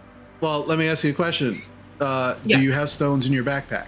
Did you pick up stones? I always have stones. I'm a druid. Okay. Because remember the rule: if it's not in your backpack, you don't have it. Okay. Well, I don't have a list of stones in my backpack, so no. I will say, I'm how about this? herbalism. I'll say because you are a druid, you have at least 6 small stones and pebbles in your bag. So, Okay. but it would be a bonus action to cast, Yeah. But you wouldn't be able to use it until next turn. And since I'm sitting so close to Leah, does the creature have any reaction to the light? Do I notice anything strange? The eyes seem to squint against the light as that happens, but it doesn't seem like anything other than that. Okay. All right. I guess I'm done. All right. Okay. So, with that, Squall, it is now your turn. Okay. I'm going to try to rip this thing off of Galen's head. Oh, okay. Make me a strength check, and this is going to be your action to do so. So just a D20 and add your strength modifier. Not saving throw. Oh, I rolled a 20. Not 20. Okay. Yeah, so as you're just standing there and you see this, immediately you go, whoop, and you just grab it and you yank it off of his head. There's like, as it pull it off, there's like slurping sound.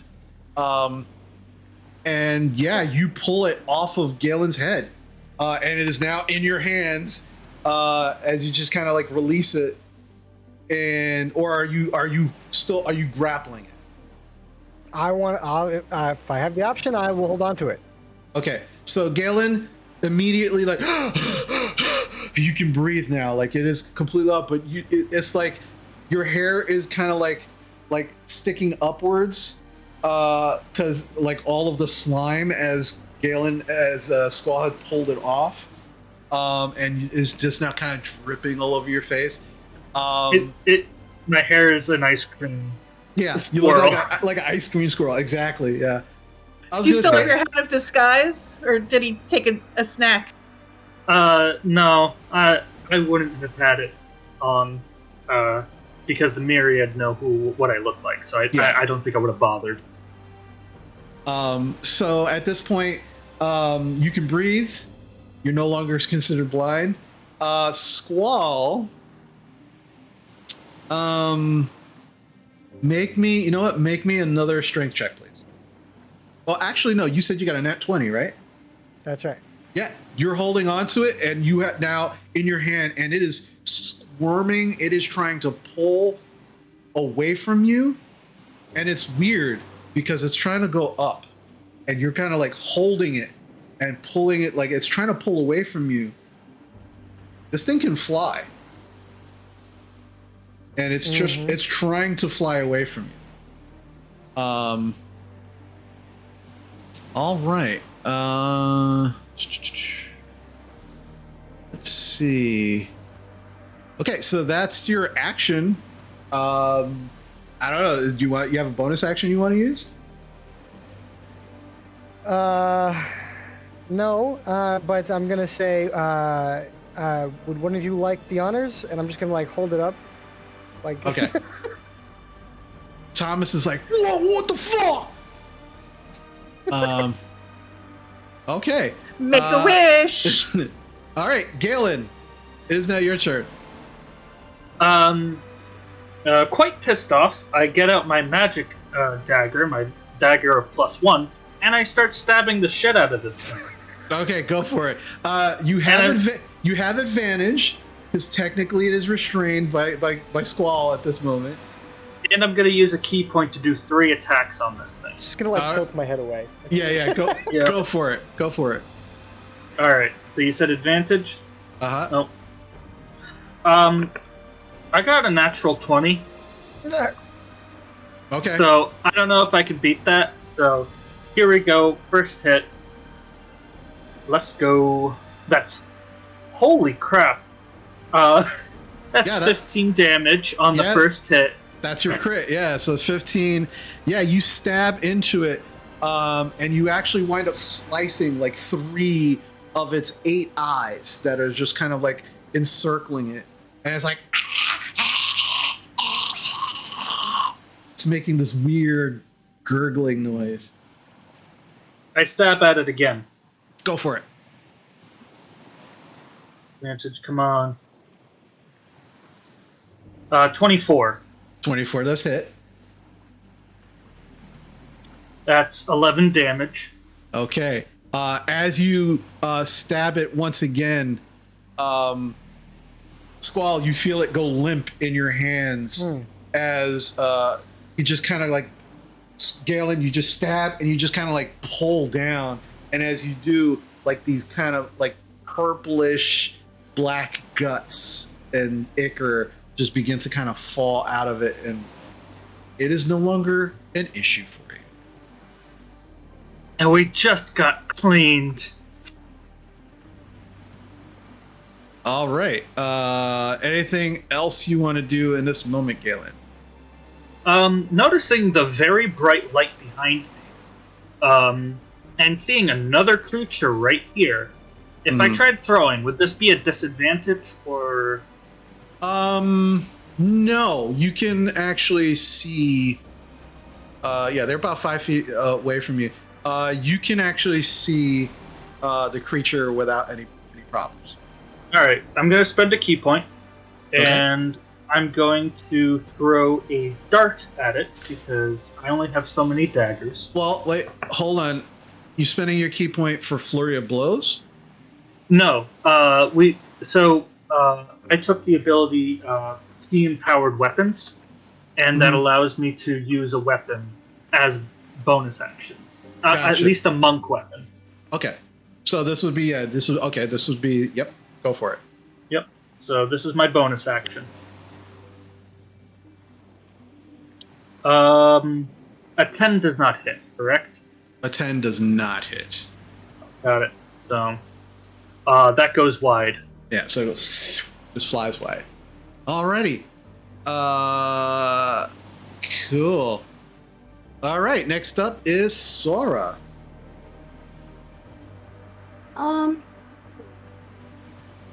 I'm trying to figure out if I can row one-handed while I do magic missile on the one that's on Leah's head. You can see Thomas is not rowing right now. It's not paddling. Like Thomas is just he's got 2 daggers in his hands, Gotcha. and he's just like but the boats are still moving under the force of the water. Okay, you see Sora painfully lift her arm from all the rowing and cast magic missile at the one that's on Leah's head. Okay.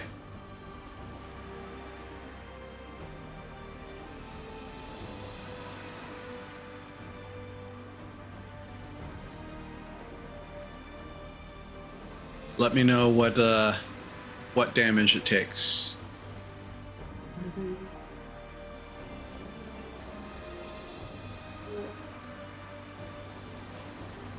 15. 15 in total? Yeah. Okay. All right. So, Sora, you kind of lift your arm, and with your other hand, you're holding your spell book, and release your magic missiles, and the 3 darts hit the creature. Hold on a second. All right, yeah, it seems to take the damage. Leah, you feel like these 3. It's like somebody like it feels like somebody just kind of like knocked on your head 3 times, but you don't take any damage. Thankfully, the creature that is wrapped around your head does take all that damage, but it is still wrapped around your head. Wow. But right now, the rest of you are just looking at Leah, and Leah's like, all right, but that was a great turn for you, Sora. Is there anything else you want to do? Any bonus actions?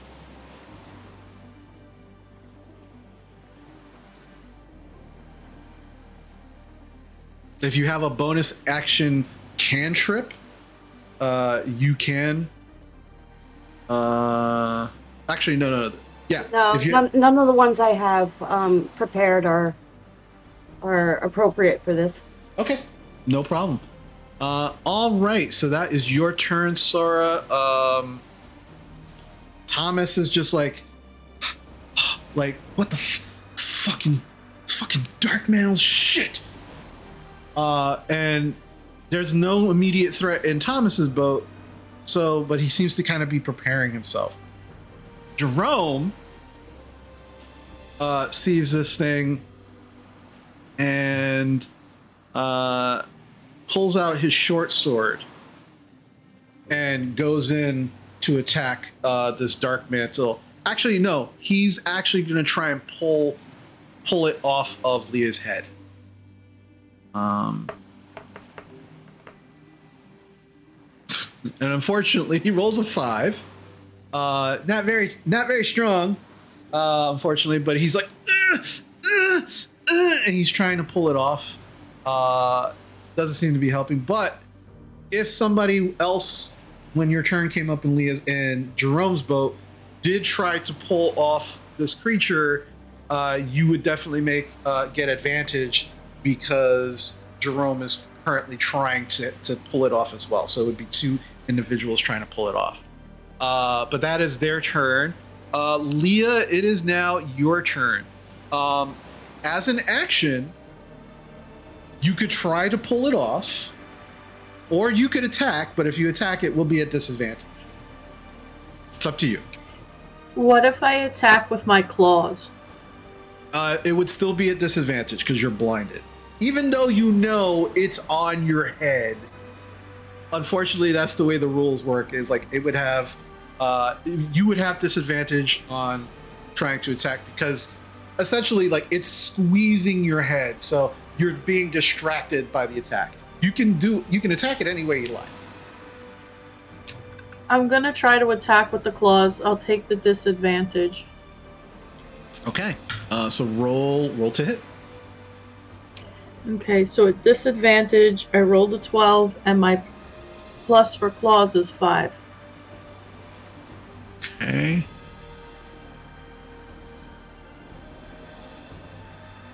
So in total, that would be what? 17, I'm sorry. 17, yeah, that hits. That definitely hits. And that's at disadvantage? Yes, the lower one was a 7. Okay. So yeah. I rolled a 1, plus 2 is 3 for damage. Okay.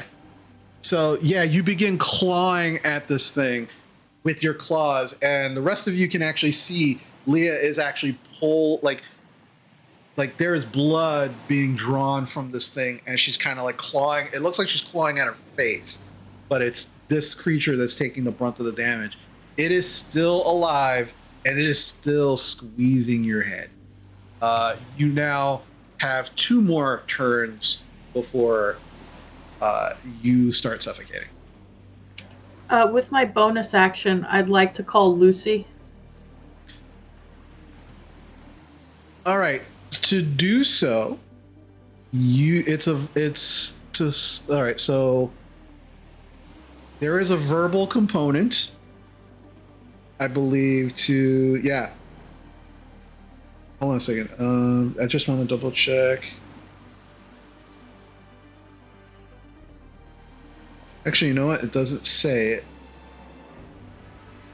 There's nothing in her stats about what word it might be. Well, no. You can. So what I was checking specifically, just so you're aware, what I was checking was to see when you resummon Lucy, if you could just do it like mentally or physically or what have you. There is no. It doesn't specifically say. It just says that you can summon, you can dismiss, or summon at will. So since it's at will, you can basically snap your finger if you wanted to, but with the will of bringing her back, and she would come back. So not a problem. So yes. You do that, but that's going to be actually I don't think that's a bonus action or an action to do that.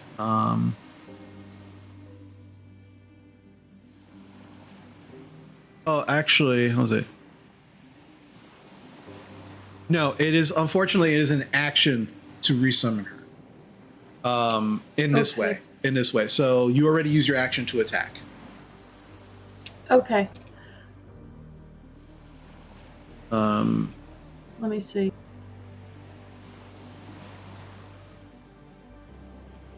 But I think that's about all that you can do at this point. Okay. Okay. I can't use Whales of the Grave on the one that's on my head. Well, that's with. Let me see. Let's double check. New stuff, folks. New stuff. Whales of the Grave. I'll be back. Yep. Go for it.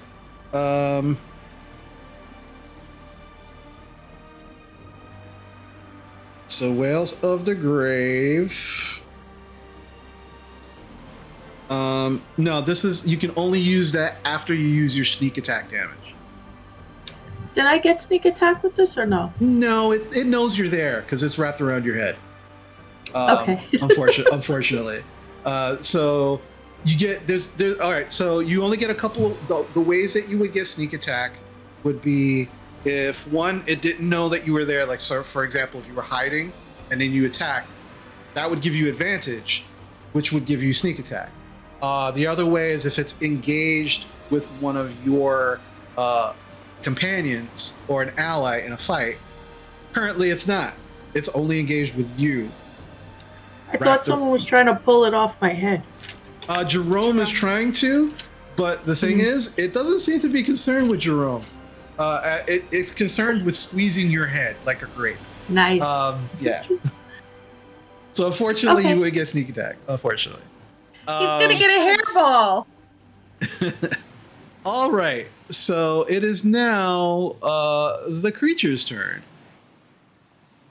So the first thing it does, 15-foot radius. Immediately, you watch as this wave of darkness just emanates from it, extinguishing your light, and you are all plunged into absolute magical darkness. The whole boat disappears in this circle of darkness. Thomas's boat, you can't see them at all. Even if you have dark vision, you cannot see through. You cannot see nothing. The light is gone. That's the first thing it does. Seemingly to protect itself. And the next thing it does is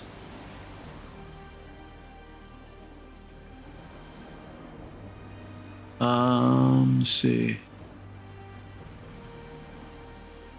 Okay, so while it's on your head, Leah, it has advantage.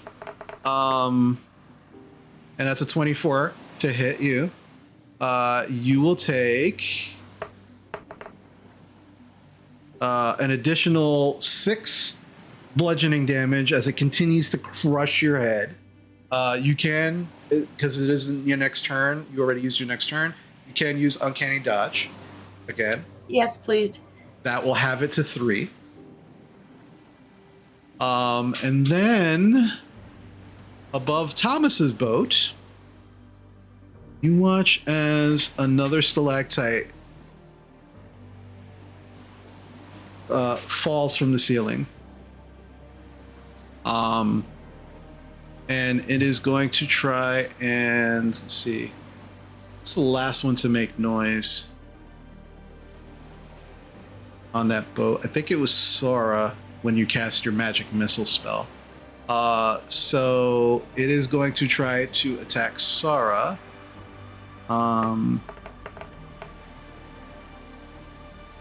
That's a 25 to hit.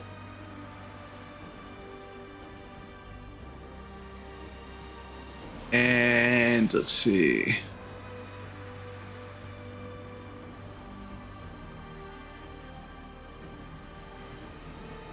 Okay. Yeah, and you watch as it engulfs Sora's head as it falls onto her head, and Sora, you will take 6 bludgeoning damage as Your head is now being crushed by this creature.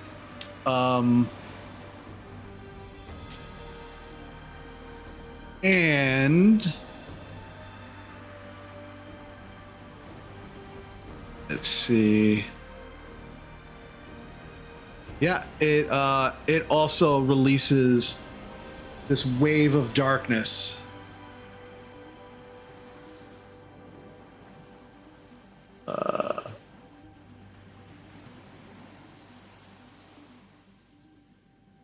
All around the ship. And now all of you are considered blinded. Sora, what is your Constitution modifier? +2. +2. You have 3 turns before you start suffocating.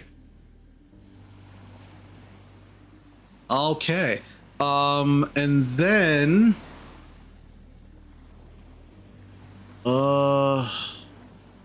yeah. Let's see. If this actually does anything. Oh yeah, that hits. And... okay. You hear in Jerome's boat. You don't see it, but you hear Jerome.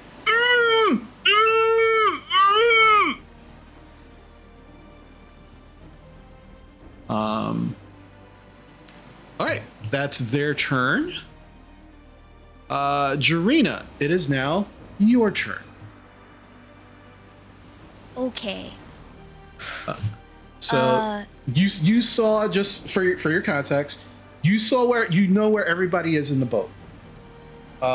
You saw this thing on Leah's head, and then complete darkness.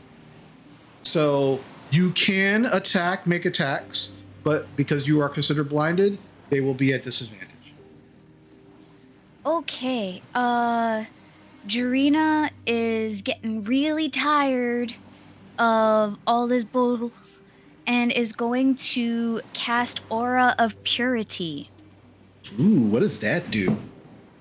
Aura of Purity, purifying energy radiates from you in an aura with a 30-foot radius. Until the spell ends, the aura moves with you, centered on you. Okay. Each non-hostile creature in the aura, including you, can't become diseased, has resistance to poison damage, and has advantage on saving throws against effects that cause any of the following: blinded, charmed, deafened, frightened, paralyzed, poisoned, and stunned. Okay. So just so you know, so you cast it, you now have this aura around you. The blindness is due to physical and this magical darkness. That's fine. My next turn, I have another idea if it works. Okay. All right, no problem. But you currently, so that's your action. You cast this spell.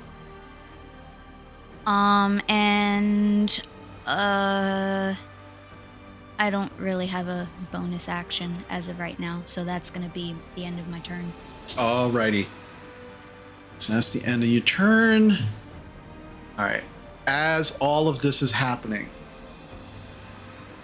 you can now hear echoing throughout the cavern, not just the yells and screams of the current battle that you are all engaged in, but you begin to hear more.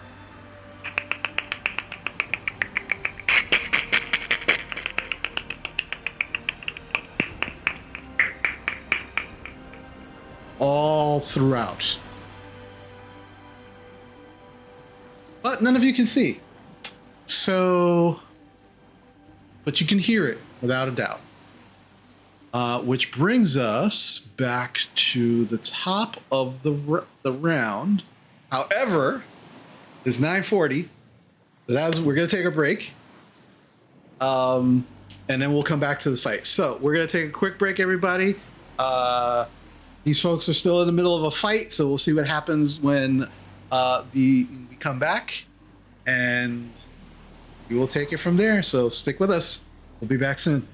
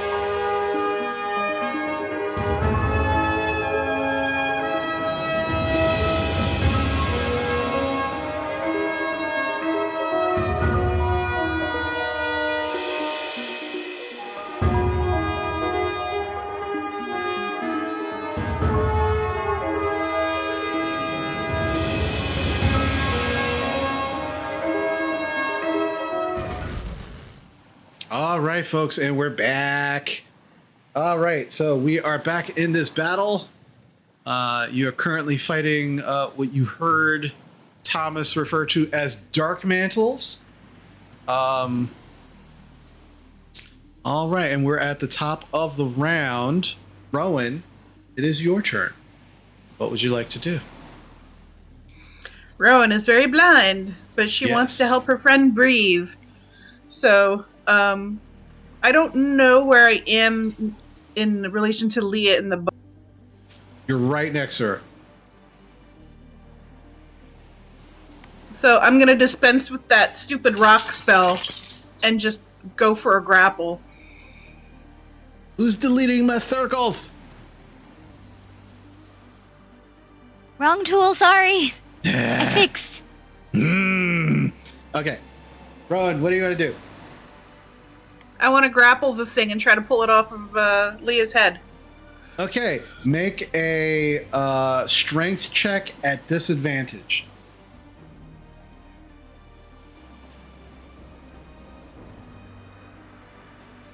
So you're just going to roll 2 d20s, take the lower, and then add your strength modifier.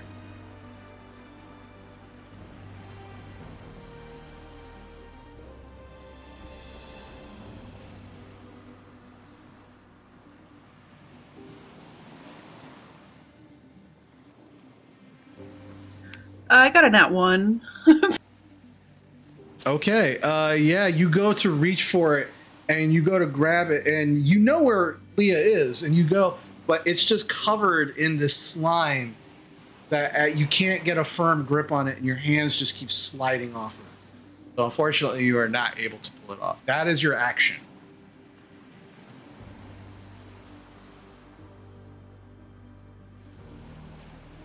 Any bonus action that you'd like to take?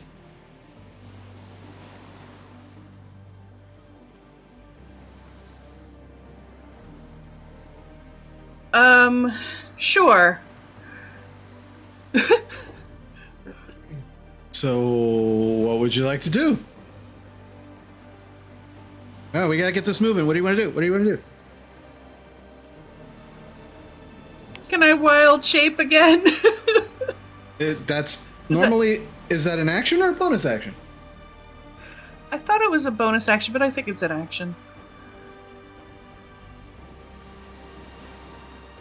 Remember, you have tabs that you can go into action and bonus action. They'll tell you what you can do.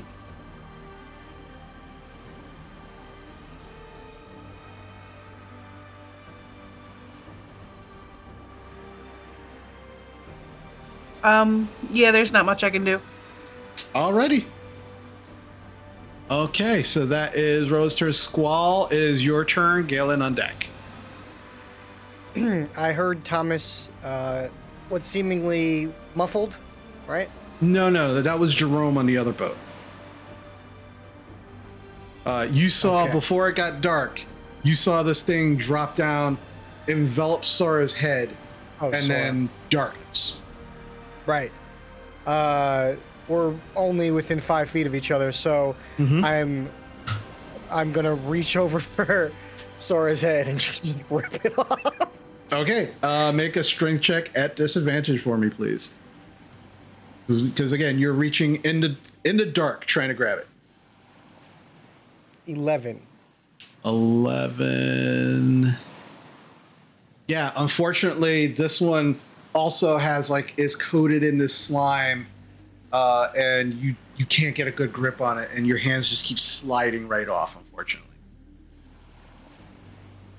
Any bonus action you'd like to take? Nope. All right. So, all right, Galen, it is now your turn. Oh, and by the way, just so everybody knows, I've already moved them, but the boats are continuing to move on their own on the speed of the water. So they are starting to drift, and they are not currently in control. No one's in control of these boats at the moment, but they are still moving. So just making sure that you're aware. Galen, your turn. What would you like to do? Sora on deck. You know what? I'm gonna do the same thing that Squall's doing. but I don't know that. So, Okay. so Galen's gonna try to rip because he can't see, and he doesn't want to stab Sora by accident. So he's got to try and rip the squid off. Is it a saving throw? Do I have to, or is it just straight? Strength check at disadvantage. So, okay. So D20, roll it twice, take the lower, and then add your strength modifier. Okay, so +0. Got it. Okay. Super strong people, folks.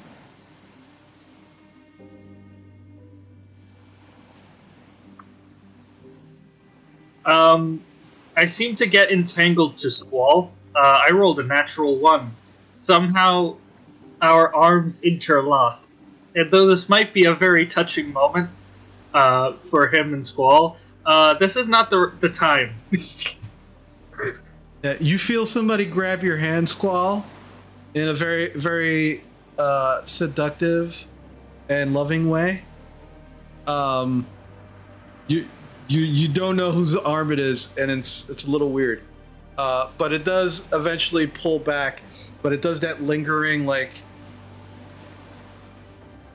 as it pulls back, it doesn't pull back fast enough, and you're a little weirded out. But you're not sure who it was, because it is fucking dark. Okay. All right, so that's Galen's turn. Sora, it is now your turn. You have a number of options here. If you can attack, it will be at disadvantage, or you can attempt as an action to pull it off of you. I'm gonna attempt as an action to pull it off. Okay, make me a strength check. Not at disadvantage because you know exactly where it is. It's on your face.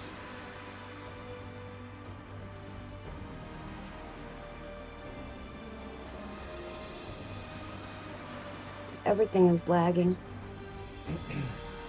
I got a 9. Is that with your strength modifier? Yeah. Okay. Yeah. You can feel some of these tentacles that are beginning to like wrap around your throat, and you're trying to grasp them, but they have this like you're holding them, but you're just not strong enough to kind of pull it off. You have 2 more rounds before you start suffocating. Alrighty. Let's see. So with that, yeah, and you can't see.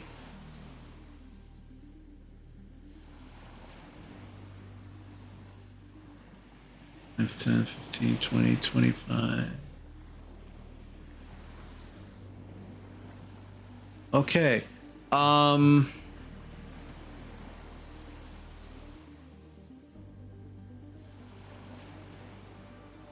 Let's see.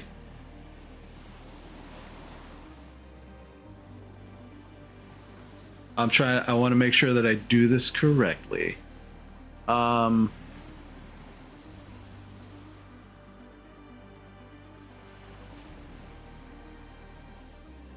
right. Galen, I need you to please make me this is going to be another strength check for me.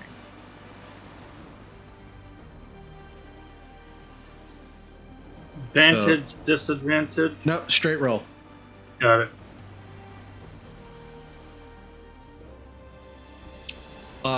I'm sorry. Yeah, what'd you get? My strength is shit. Can I get an advantage? Or a inspiration, I mean? Yes. Okay, because that wasn't even better. 7. Okay. Galen, as you're holding on, you kind of like linger on Squall's hand, trying to make sure, is this Squall, is this Sora? You're not sure, which is why you kind of linger so long. you immediately feel this kind of like pressure hit your back. And as you feel this pressure, immediately you feel yourself be yanked from the boat. And as you do, you are actually pulled out of the darkness and pulled onto, and you feel yourself dragged across these rocks and then pulled up onto the bank. And as you're just kind of like trying to orient yourself to see what the hell is going on, you realize that there is something long and sticky on your back and you're being pulled. And as you stop being pulled and turn around, you see this creature the size of a person with multiple legs, this hard, what looks like crustaceous type body, no eyes, and its mouth with these kind of like chittering fangs, and in the middle is where this actual filament is actually coming from, and you are actually pulled right to it. And it's just like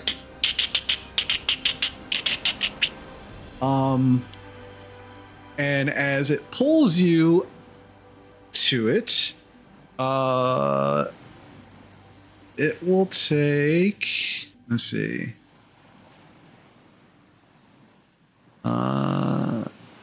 yeah, for its bonus action, because it was able to pull you there, you are going to it's going to try to claw you with one of its large claws.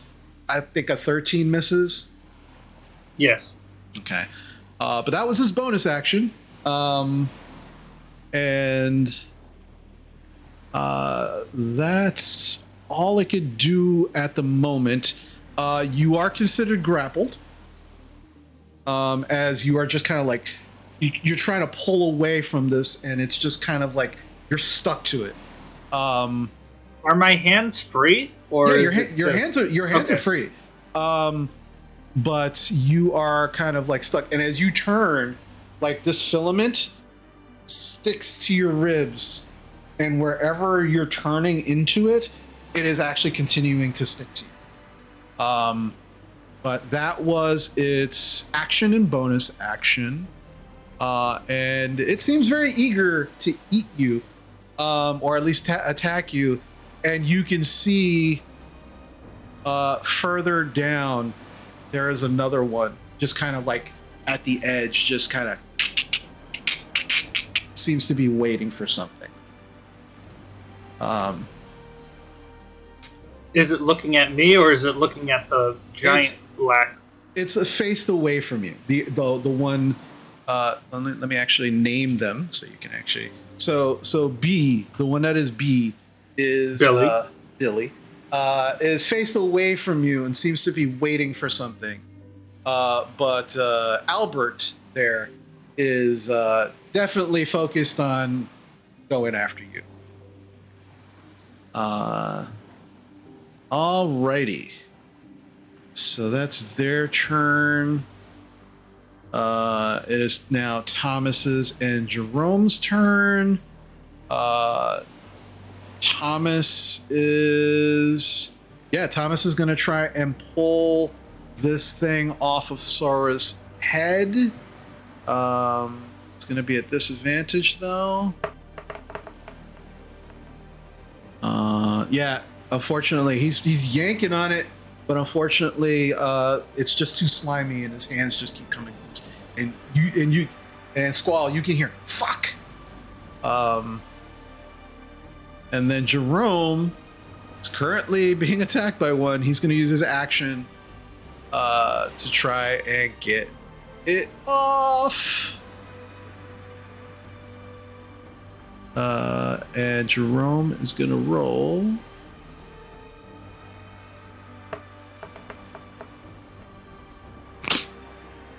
All you hear from Jerome. Doesn't seem like he's had any luck. Squall, make me a perception check. At disadvantage.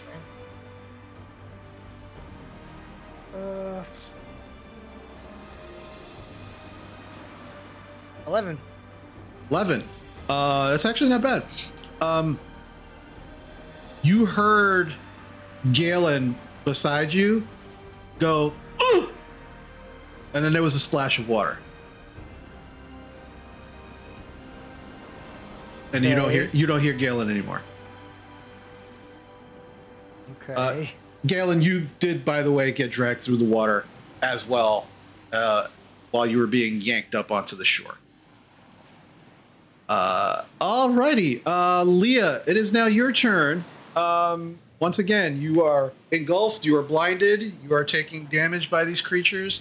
You can, again, attack at disadvantage, or you can attempt to try and pull it off. What would you like to do? I want to try to pull it off.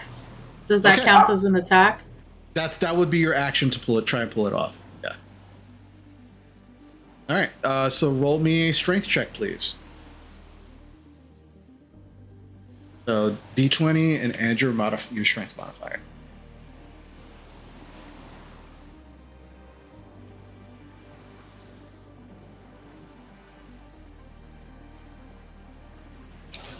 $14 plus 2 is 6. 16. 16. Yeah. I was like, what? Okay. Yeah. So you start, and you just another slurping sound, and you are able to pull it off. And as you pull it off, your face is now all slime, but you are able to breathe as you take a breath. But as you look around, it's just as dark as it was when you had this thing on your face, and you're a little confused because it is absolute darkness. You can't see anything. But it is no longer on you. Which is good. And as you kind of release it, you're not sure where it is, but it's no longer on your head, which is a good thing. I would like to remain hyper vigilant for anything slimy coming near me that I would like to shred it. Just in case. Just in case. Okay. Alrighty. So it's now the Dark Mantle's turn. So Billy, the one who you just pulled off of your head, seemed to like your head, and is going to try and reattach itself to your head. So that is going to be. Does a 15 hit you, Leah? Yes. It reattaches itself to your head. You take 5 bludgeoning damage, and your suffocation resets. So you now have, I think it's 3 turns before you. I can. Can I still use my uncanny dodge for this turn? Yeah, so you would take 2 instead of 5. But it reattaches itself back to your head.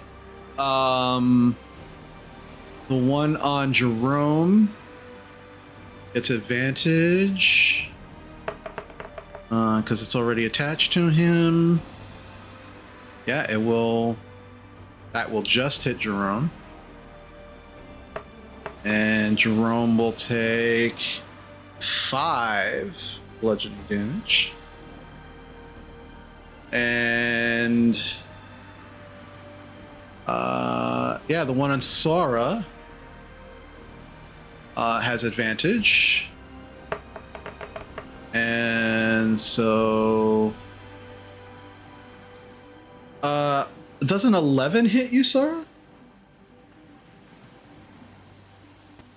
What? Does it hit? 11 hit? Okay. So you will take 4 bludgeoning damage as it continues to squeeze down on your head. All right, that's all of the Dark Mantle's turns. Jarina, it is now your turn. Okay, I am going to whisper to Maya. I have to scare the crap out of these. And I cast Necrotic Shroud.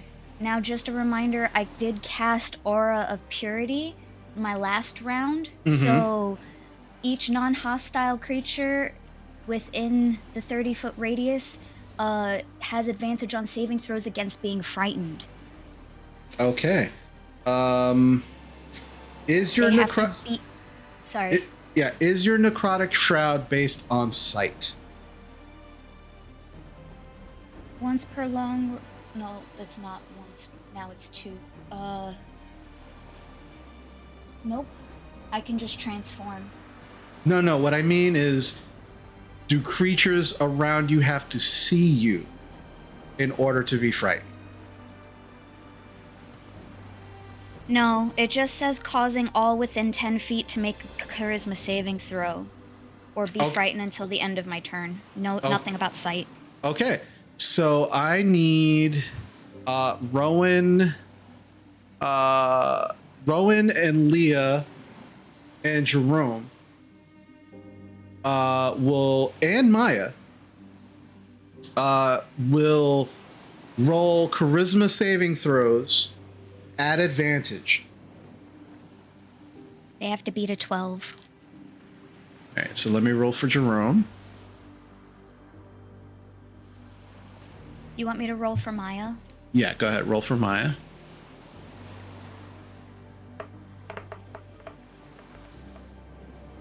Oh yeah, I don't think he's gonna beat a nat 20. Jerome succeeds. Rowan, what'd you get? 13. You succeed. Leo, what'd you get? 11 plus 2 is 13. You succeed as well. All right. So let me roll for the Dark Mantles. They have a -3 to their charisma bonus, so this should be interesting. So the first one fails. Second one definitely fails. All right. So once they are frightened, what happens? Once they are frightened, they...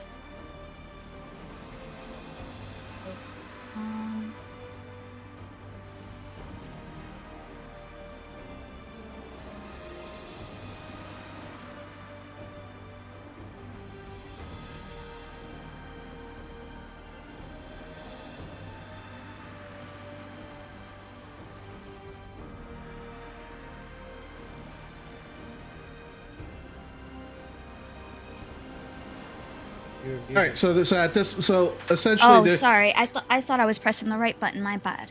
No, I didn't hear anything. Oh, so it just says that frightened until the end of my next turn. And it lasts for a minute.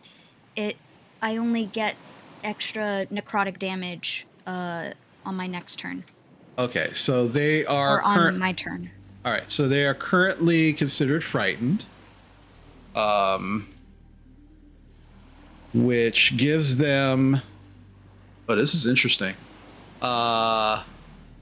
Ooh, that's actually pretty good. So here's the interesting part about this. So the Dark Mantles have blind sight. So this darkness is not affecting them whatsoever. So they are frightened,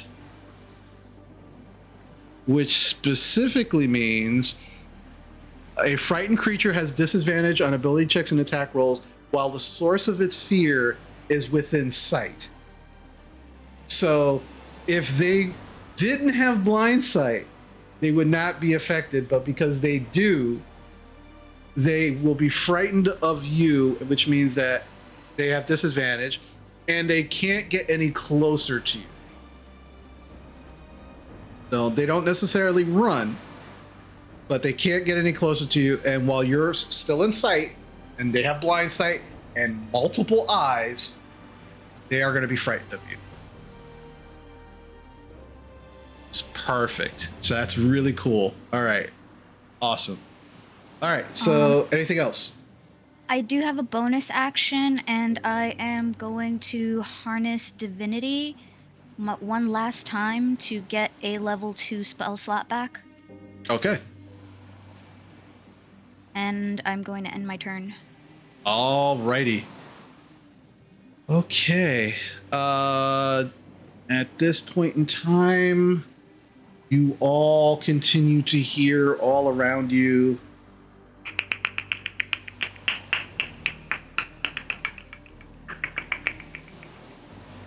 a little disconcerting. But now we are at the back at the top of the round. The boats continue to move. The waves, the water carries the first boat here.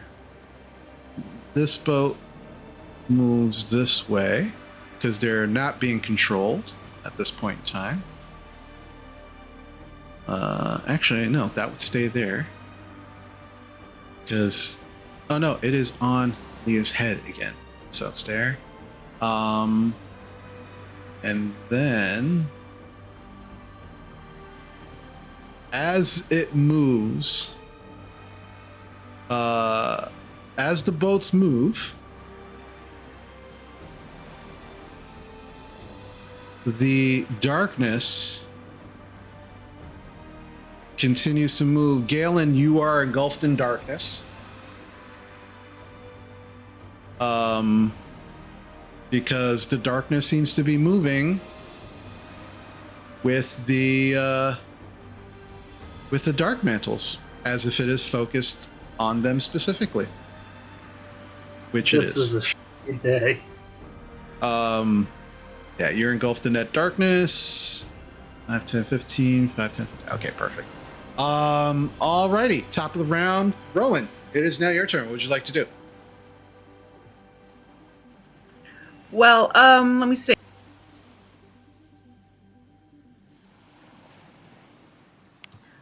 Since my grapple didn't work and nothing I seem to be doing is working, I'm going to just take out my dagger and start stabbing at the thing that's on Leah's head. Okay, so attack at disadvantage. Yep.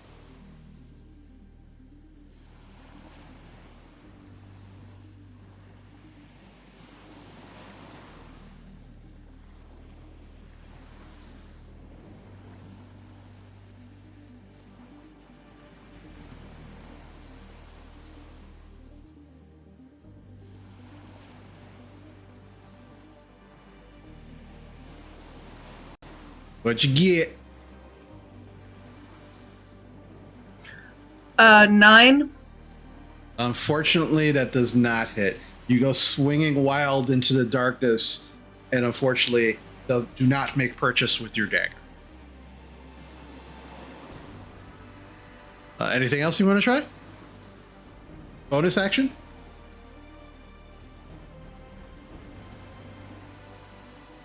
I can't see anything. Okay. I mean, there's nothing I can do except, yeah, if I jumped in the water, I'm going to get separated from the group, so I'm just going to stay there and try to help Leah. Alrighty. Okay, Squall, you are up, followed by Galen.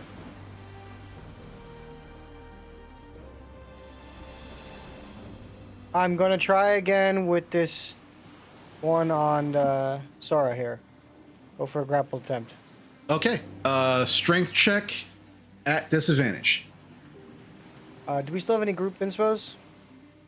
Yes, plenty. Go ahead. Yeah, so I'm gonna break that disadvantage here. Just go for So a flat straight roll? Okay. Yeah. All right, go for it.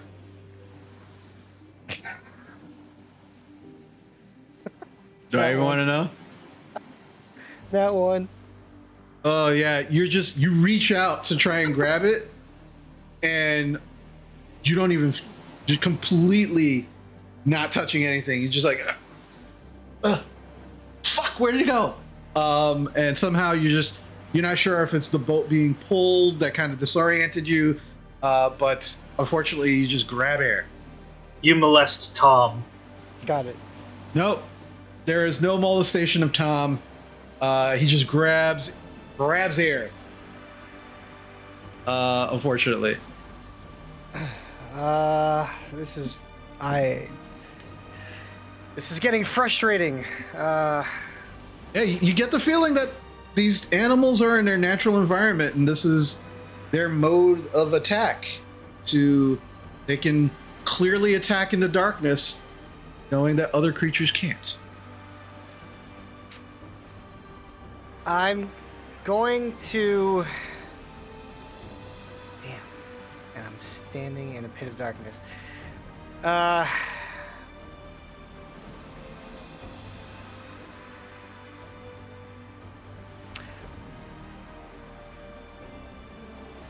gonna end my turn. Fuck.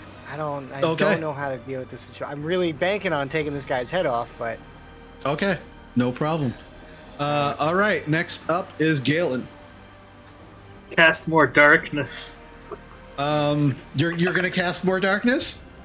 No, I know Okay. I have the spell, but Okay. no, I'm not going to do that. Okay, so yeah, you're I'm going currently in darkness. You're considered blind, but you can feel this sticky filament that is just kind of like It is like a string, right? Essentially, like a large. It's like a thick cable of string.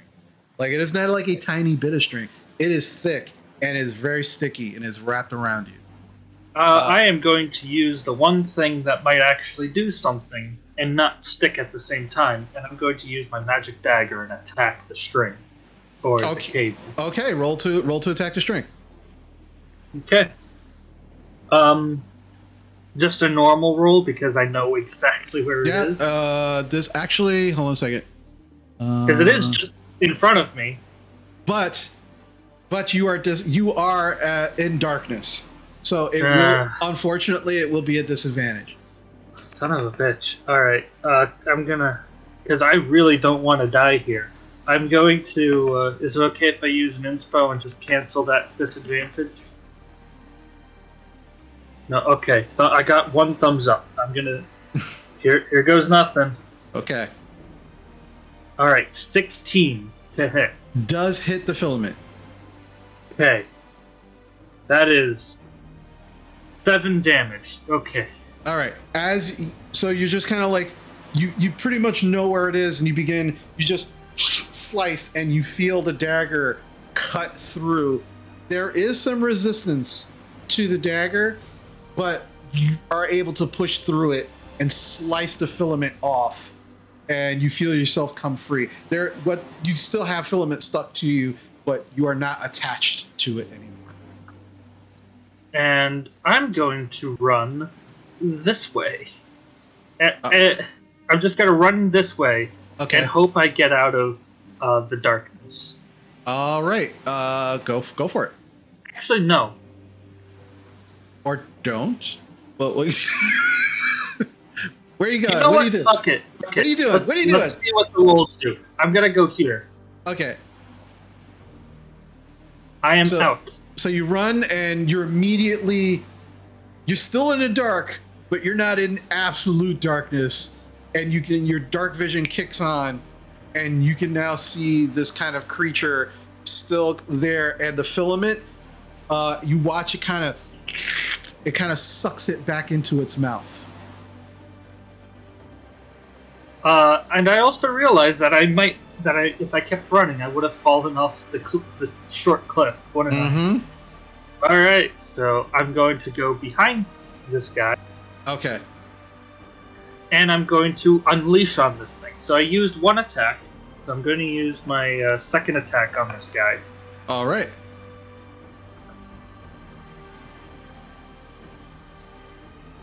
$28 to hit. 28 does hit. And we got 11 damage. 11. As you plunge your dagger into the creature, is like.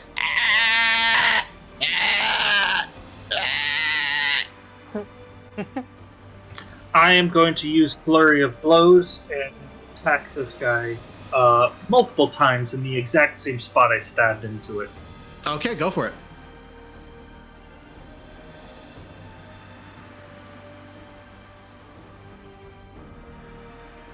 First hit's a 21. 21 does hit.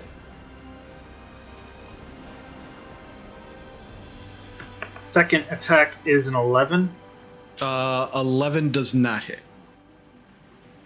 Is it okay if I use an inspo, everybody? Go for it. Okay, I'm going to use an inspo. Okay. That is not better. So 11 does it. Okay. Yeah, it doesn't hit. So the first hit, Okay. you hit it, and you can feel as your fist punches into its body, that its body is like a hard carapace. But you hear a crack on the first one.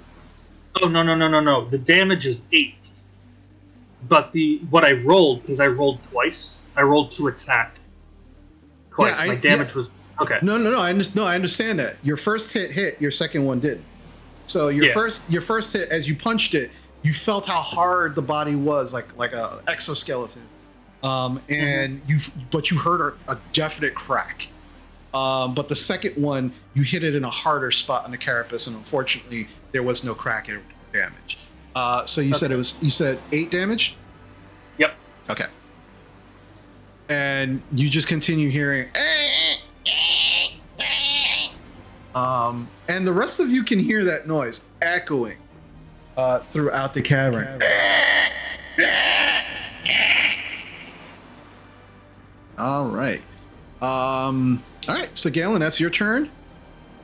Sara, it's now your turn. You are running out of air.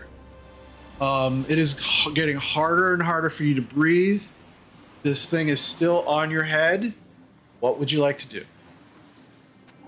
I am going to attempt to take it off my head again. You can attack it. It would be at a disadvantage as well. So just want to make sure you know all your options. Yeah, I know. Okay. So strength check for me, please.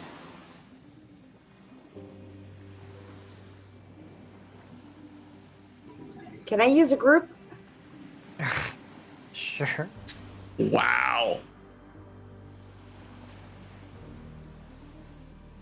That was no better. I failed both. What'd you get? A 12 and a 7. Oh, almost. You grabbed onto it and you felt like you were actually making some headway. But unfortunately, it is just wrapping itself around your neck and you're unable to get it off. All right. So next up are these strange ass creatures.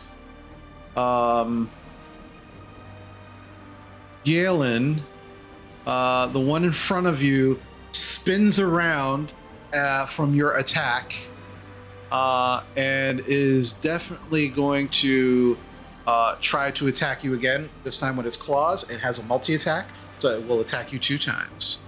The first one is... first attack would be... Ooh, so close to being at 20. Unfortunately, it misses with his first attack. Second attack... Are you fucking kidding me? Missed with both of its attacks. It then shoots out another filament at your chest. I need you to make another strength check for me. And I just got cleaned. This is better. 14. 14. It sticks to your chest, and before it's able to actually begin spreading, you are able to use the hilt of your dagger to just kind of get it right off of you, and the filament drops to the ground. So you are not grappled in this moment, which is good. Okay. Did those attack? I'm sorry. I'm all distracted. Were those other 2 attacks? Did they hit? No, none of them hit. Okay. But the other creature moves into the darkness, and you are no longer able to see it. But Okay. And then 2 more of these creatures begin to emerge from this cave in the back of this area.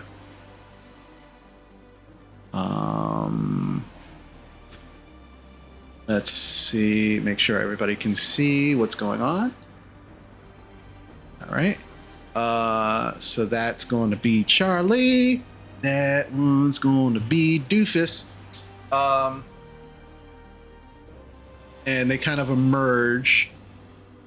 10, 15, 20. Oh, yeah.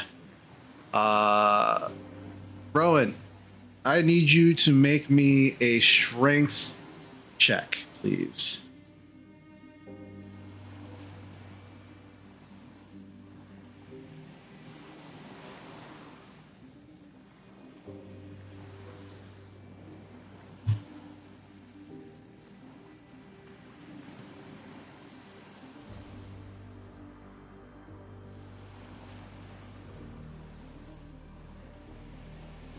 $19.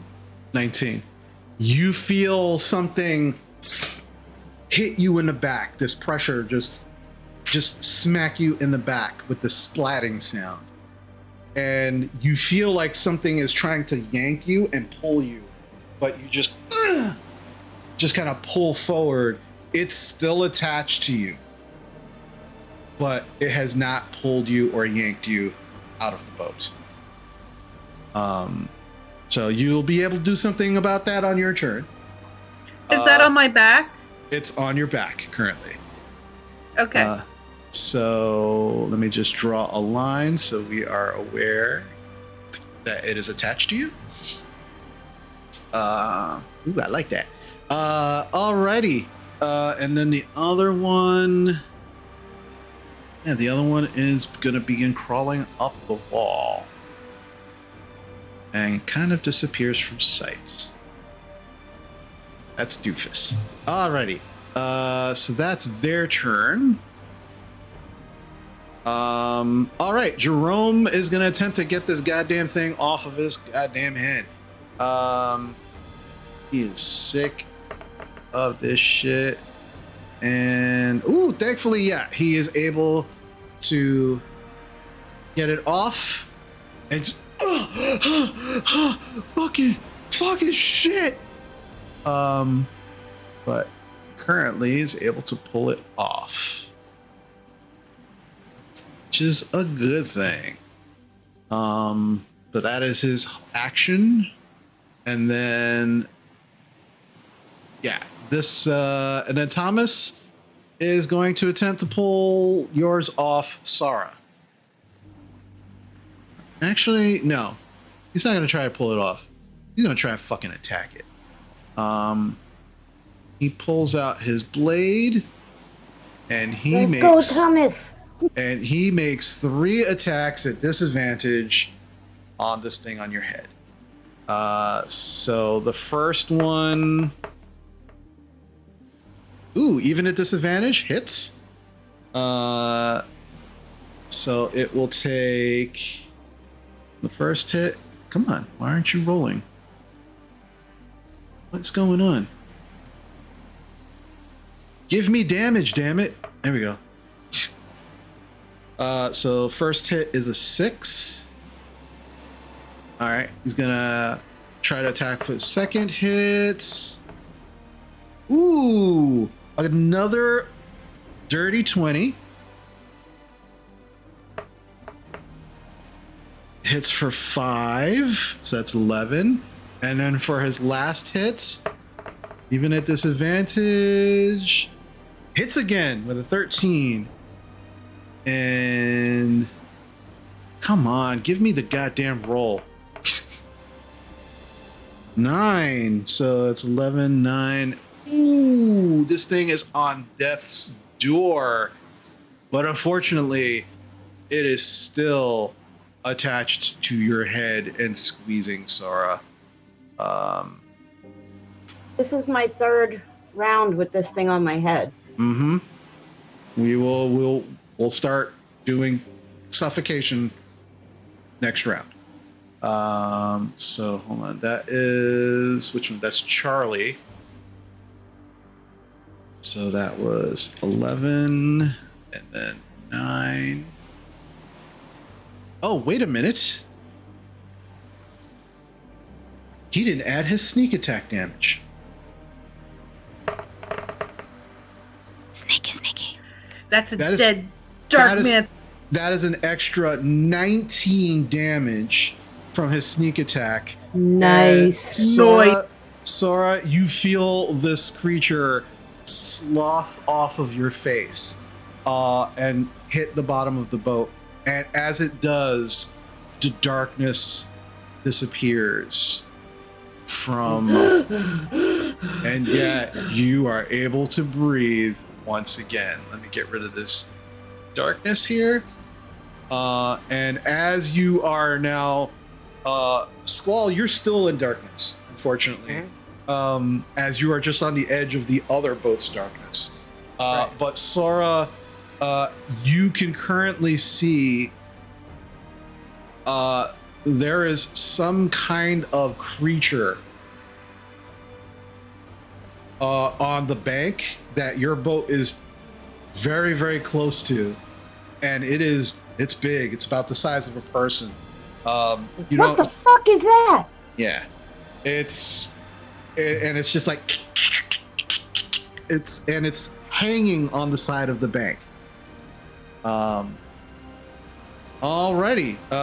So yeah, we got one of those fuckers dead. And Thomas is like, we gotta get the fuck out of here now. Now we gotta go. That's to the chopper. All right. So if Jerome, it bleeds, we could kill it. Oh yeah, definitely. So Jerome and Thomas had really good rounds. Leah, it is now your turn. Unfortunately, you now have this creature still on your head. You can feel not only the mucus and nastiness that it is exuding all over you, but you can also feel like the blood from your attacks and the other subsequent attacks it has. And it seems pretty hurt, but you can attack it or you can try and pull it off. What do you want to do? Would I get sneak attack or no? No, unfortunately, because it is engaged with you, not with anyone else. So let's see. I'm gonna try to attack it with my rapier. Okay. Be at disadvantage. Yep. So 10 plus 8 is 18. 18 does hit. Nice. Okay. And it's 1d8 plus 5.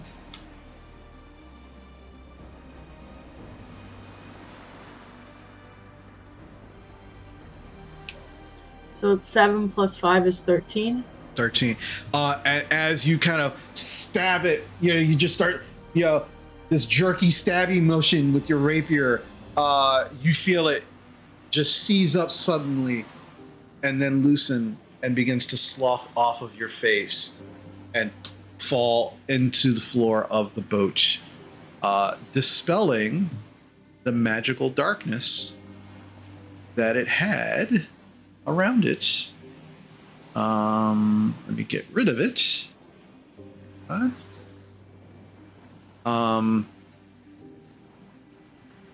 And currently, now that you are able to breathe and you see what's going on, the rest of you now can see there is another dark metal just kind of like floating off the side of the boat towards the front. And and attached to Rowan's back is this white, thick filament. And as you follow it, the rest of you with dark vision can see some kind of large creature, just like with this filament in its mouth, and it looks like it's trying to pull Rowan out of the boat. It's not successful. Rowan is kind of struggling, and she's like, and she's in the boat, but who knows how long that'll last. But yeah, so that's great. So you have only one of these dark mantles left, but you also have these other creatures. And you can also see that Galen is not in any of the boats. So that's happening. Alrighty. So, Leah, is there anything else you want to do? That was your attack. That was your action. Do you have a bonus action you want to take? Since everything's dead and the lights are back on, my bonus action would be to disengage, and there's nowhere to go. So, Okay. I think I'm just gonna leave it at that. Okay, no problem. All right, so it is the Dark Mantle's turn. And also the rest of you can now see Jarina's skeletal wings are unfurled. Her eyes are dark black. And there is this kind of like black energy that is just lightly drifting off of her. The Dark Mantle cannot get closer to any of you because of Jarina. It seems to be a little bit scared. So it is going to, let's see. Since it can't get closer to any of you, it's just gonna start flying over to the other boat. Jarina and Thomas can make attacks of opportunity. Not Thomas, Jerome. So Jarina, if you want to take an attack of opportunity, feel free. All right, I'm gonna do it with my tentacle rod, so that's 3 attacks. Oh, go for it. Oh, Jerome gets a hit.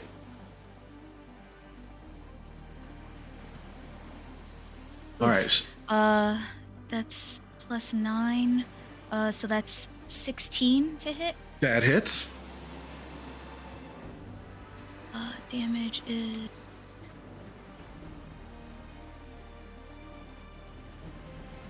1d6, and that is 1 bludgeoning damage. Okay. 2 plus 9 is 11 to hit. 11 just hits. That's another 1 bludgeoning damage. Okay. And on this last hit, because of my necrotic shroud, I'm going to add 7 extra necrotic damage to this one if it hits. Okay.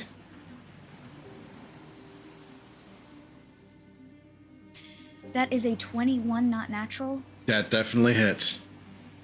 So the bludgeoning damage is going to be 2 bludgeoning plus 7 necrotic. Ooh, nice. So 9, 10, 17, 18 damage. Ooh, yeah. You begin, as it begins to float away, you kind of, and your tentacles hit it, and you just watch as some of its flesh just gets torn away. Jerome pulls out a short sword, yeah, and just kind of swings at it. You watch one of its tentacles begin to actually gets lopped off and falls into the water, but it's still floating away. It looks very, very hurt, but it is still up and is now floating away towards Squall. And it is going to try to attack Squall. So it has disadvantage because it can see Jarina. And at disadvantage, a 15. Does a 15 hit you? This 15 does not hit me.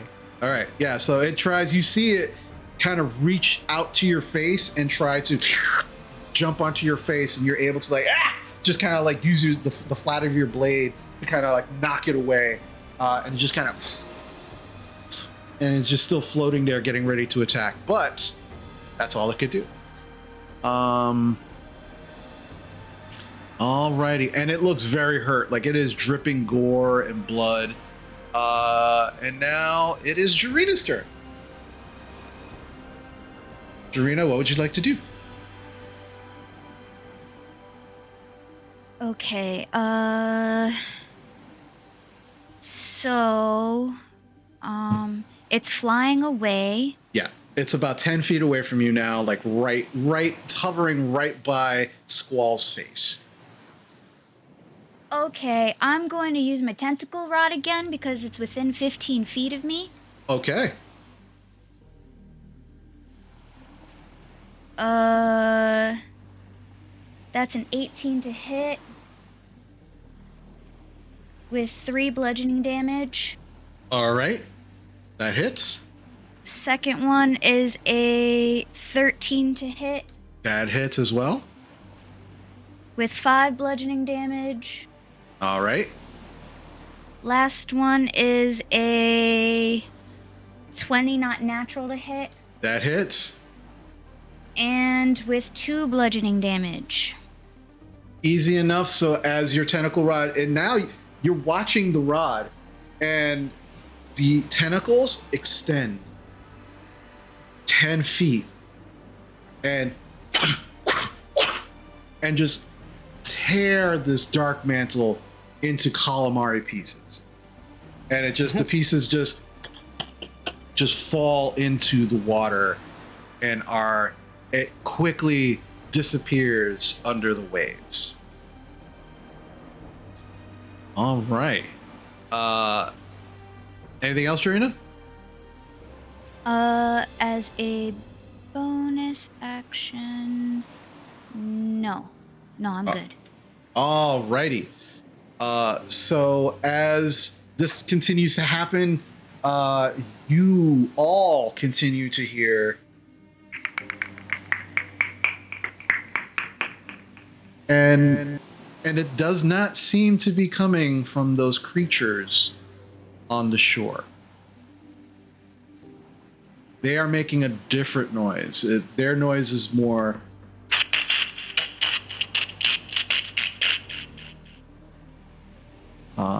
but you also still see the Galen on the shore fighting one of these creatures, and Rowan being attacked and attached to this thing. So, as that happens, we are now back at the top of the round. Rowan, it is now your turn. Oh, actually, before that happens, the boats continue to move. Thomas's boat slams into the shore as it is now being carried by the water. The rest of you in Jerome's boat move slightly, and because Rowan is also kind of holding onto the boat and pulling against, the boat doesn't go very far because it seems to be attached to this creature who is trying to get Rowan. So as that happens, Rowan, it is now your turn. You can, let's see. There are a couple of things you can do. You can attempt to escape, like pull yourself off of this filament. You can try attacking it. Galen was successful with that. What would you like to do? It's attached to my back. Yes. I mean, easy enough. Like, you can easily enough, like, turn around and try and get at it. If you do, just be advised, like, it is going to keep sticking to you more. But you can turn around. Can I just undo my... Undo your what? What was that last part? My cape clasp. Can I just undo it and let it take my cape? You can actually feel the stickiness on your skin. It's all the way through all my clothes? It seems to, like, as you're looking down, now that there's no darkness, this large, almost like cable-sized filament is made up of smaller strands. And these strands seem to be going through the fabric and sticking to whatever it can. So you can try to, like, undo your cape, but you feel like it probably won't help much as it is actually going through your clothes. That's weird. Mm-hmm. Well, think of it like hundreds of strands making up like a cable. like this large, thick cable, and those strands are very thin and going through the fabric. Well, I do have my dagger out, so I guess I'll attack the filament. Okay. So roll to hill. Roll to hill. Roll to hit the filament. I can speak words. I swear.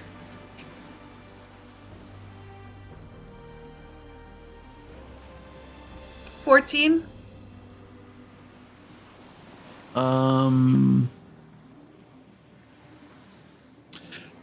As you are trying to cut through the filament, you feel your dagger meet resistance.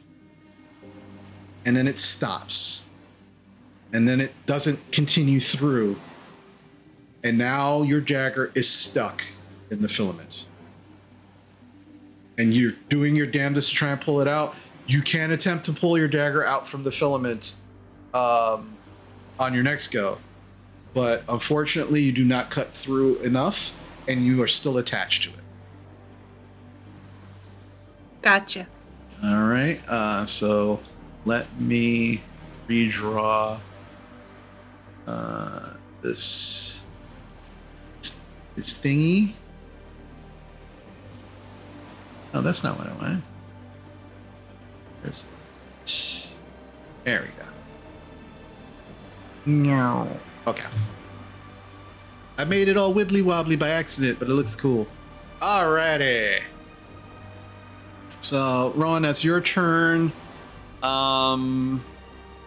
Squall, it is now your turn. What would you like to do? Can I see Galen? Yeah, he's like kind of up on the shore, and he looks like he's fighting one of these large creatures. I'm going to manifest my echo next to the creature. The one that he's fighting? Yes. Alrighty, so all right. Is that good? Where he's at? Right there. Right there. Okay. Wait. There. Okay. I moved it and then moved back. Okay. Okay. Yeah. No, there. You're good. Yeah. You're good. And I will take an attack through my echo's position. Okay. That's gonna go ahead and get that. Of course, on brand. Does a 10 hit? Unfortunately, a 10 does not hit. Actually, it does hit the carapace, but it's so hard, it just doesn't seem to take any damage from it. Well, that's okay. In standard momentum, we're gonna go ahead and attack again.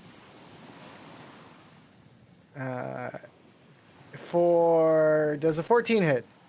Unfortunately, no. Again, hits the carapace, and it just stops, and doesn't seem to take any of that damage.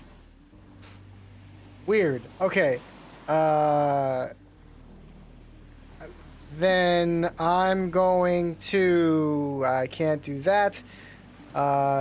So I'm going to end my turn. Okay, no problem. Yeah. Alrighty. Galen, it is now your turn. Sora on deck. So, All right. Oh, No, sorry. I'm on deck. Yeah, you're on deck. You're on deck. so seeing how the sword pretty much kept getting stuck on the armor and of this thing, I think and seeing how it seems that punches seem to be doing more, in Galen's mind, he's gonna put away the magic knife so that he doesn't lose it, and he's gonna use his quarterstaff to attack. Okay, go for it. Here we go. First attack is a 20. 1. That does hit. Okay.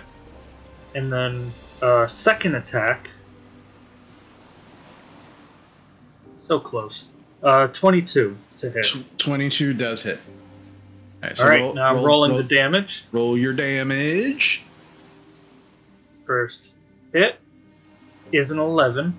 11. All right. You hear a crack. And you start to smell this strange smell now you can see like this white. Well, actually you can't see colors. It is still dark in here. You can see it's now oozing what you would assume is blood, but there's this strange weird smell to it. It almost smells like oil. Like oil for candles or oil for cars? Oil, like no, like oil that you would use in lanterns or to light torches. It smells like that. Got it. Alrighty then. And then for my second attack. Yeah, the damage on your second attack. Yep, that's 8 damage. 8 damage. Okay, yeah. The larger crack begins. That crack is now getting wider, and that blood is starting to pour out, and it's just like it smells more and more like oil. It's just like this very strong, pungent smell, and it's like.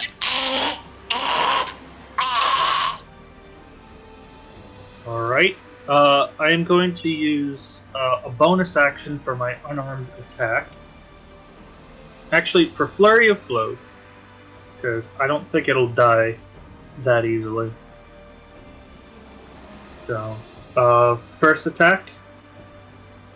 20 non-natural. Yep, does hit. I'm gonna roll damage this time. Go for it. That's 6 damage. 6. Yeah, now you can see like pieces of the carapace are now starting to break off, and it's just now oozing this fluid. It's still up. For fuck's sake! It's a big creature. It's about your size. I know. 25 to hit. It does hit. Yeah. And then my next attack. That's another 6 damage. Gotta right. stop rolling these goddamn ones. Yeah, now more of the carapace is now breaking away, and you can see the soft meat and muscle under the carapace now, but more of this blood is oozing out, and it's again more of this pungent oil-like smell. Still up. You know what?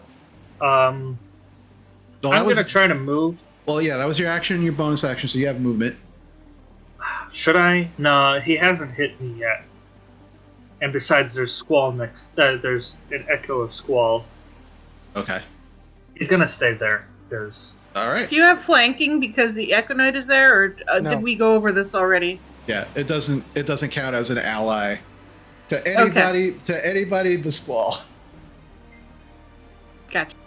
And it doesn't count as a creature. That's the problem. Yep. So. Yep. So, even though the creature wouldn't hit me, I think he feels safer being closer to the boats. So Galen's gonna stay with this nearly dead creature. Alrighty. Alright, Sara, it is now your turn. Okay, I'm looking at its head. What do I see? It looks like a mix between a crab and a spider's head, except there are no eyes. And there's just this large, like, mandibles, just like... But there's multiple of them.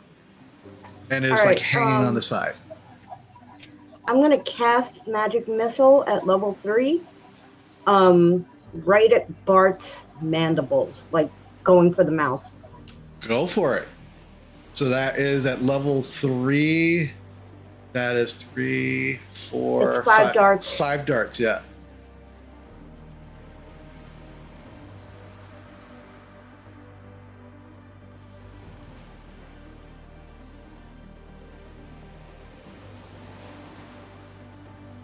Let me know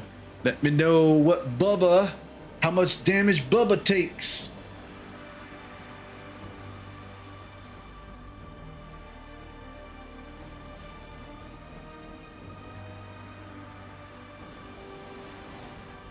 I think that was 5. Hold on. Gotta be sure.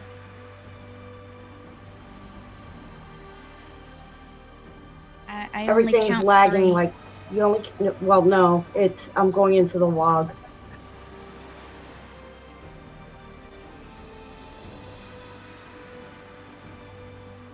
Yeah. So far, there's four darts of damage.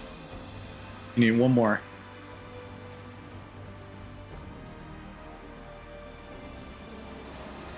For 20 damage.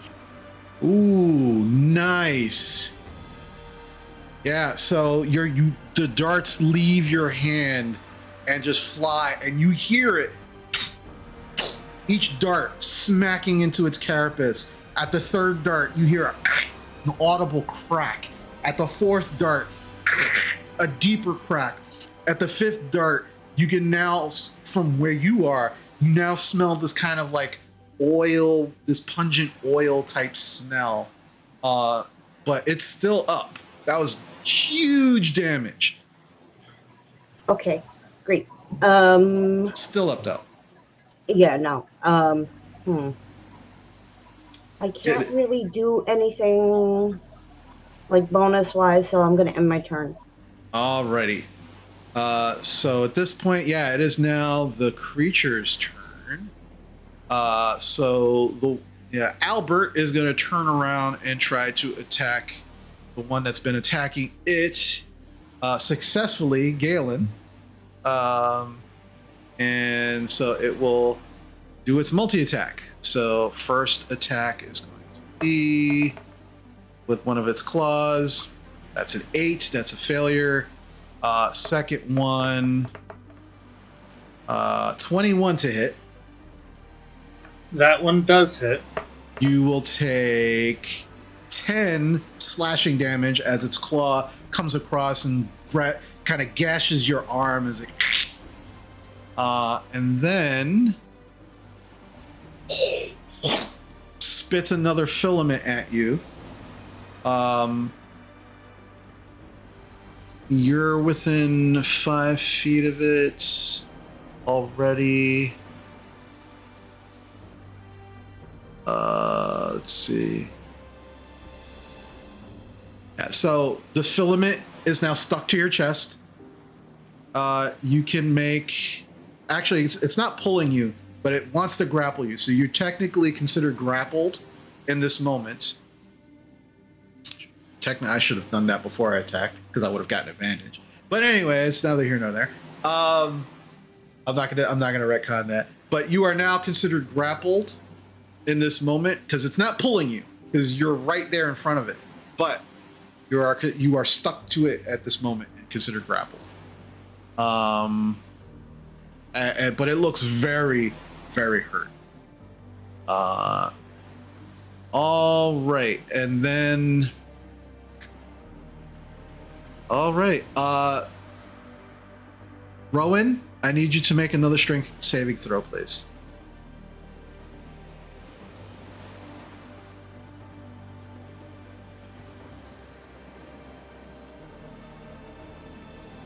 Is there any way I can use a group inspo?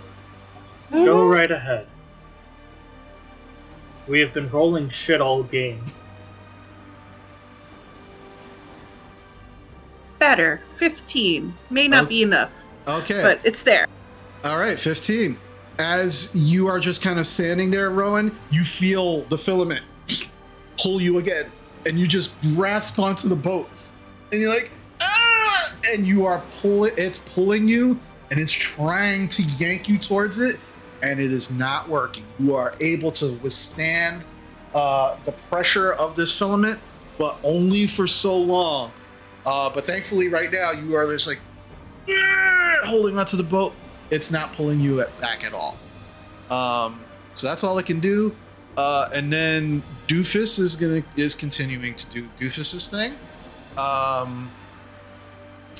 All right, that's their turn. Thomas, in the boat, just looking at you, Sora and Squall, and then looking at this creature, and it's like, we gotta get the fuck out of here! We are leaving! And you watch as he kind of pushes you to the side, Sora, and he begins using both paddles like oars, and he is trying to get this boat away from the shore. I'm going to make a strength check. See how successful he is. That's not bad. Yeah, so he begins kind of doing this, and the boat begins to kind of move away from the shore. and you can see that he's getting ready. Once he's away from the shore, he's gonna keep moving forward. But right now, he's just moved to the side of the shore. Jerome hears this, and he's getting ready. He's like, all right, yeah, come on, we gotta go. And then sees you attached, like holding onto the boat, Rowan. And he is going to try and cut this thing off of you. If not a tumor. And he's got 3 attacks, so he's going to try to attack the filament.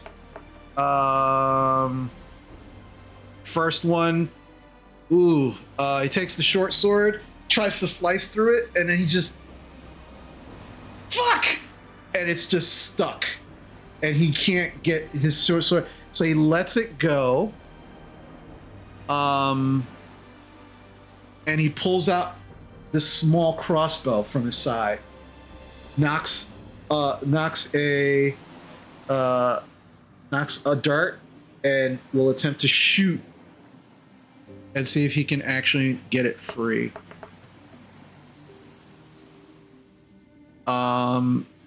Okay, yeah, he shoots it. That's a successful hit. And he does 11. Is that enough?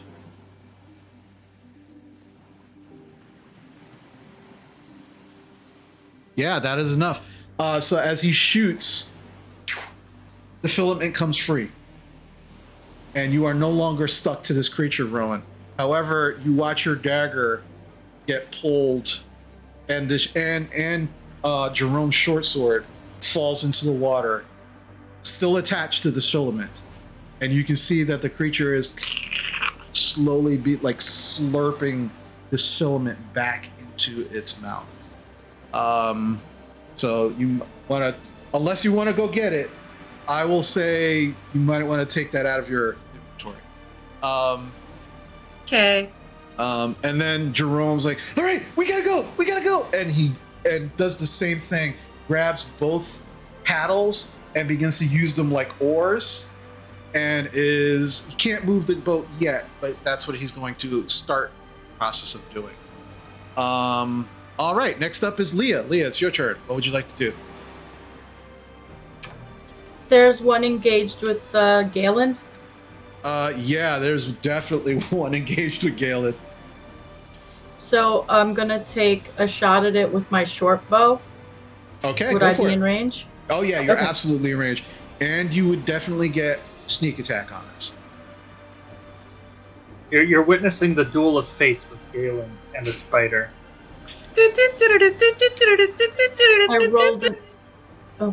I rolled a 19 plus 8, so 27. That definitely hits.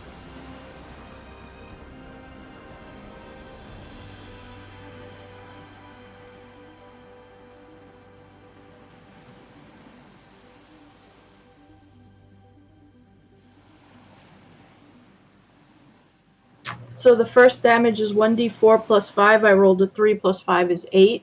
Okay. And then my sneak attack is 200.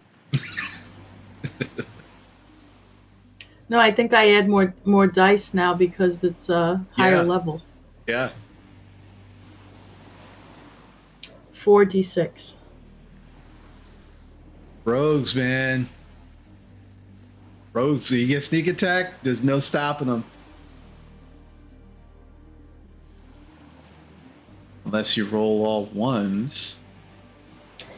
6 or 10, so 12. 12. So, okay. Yeah. So 8 and 20 12 is damage. 20. Yeah.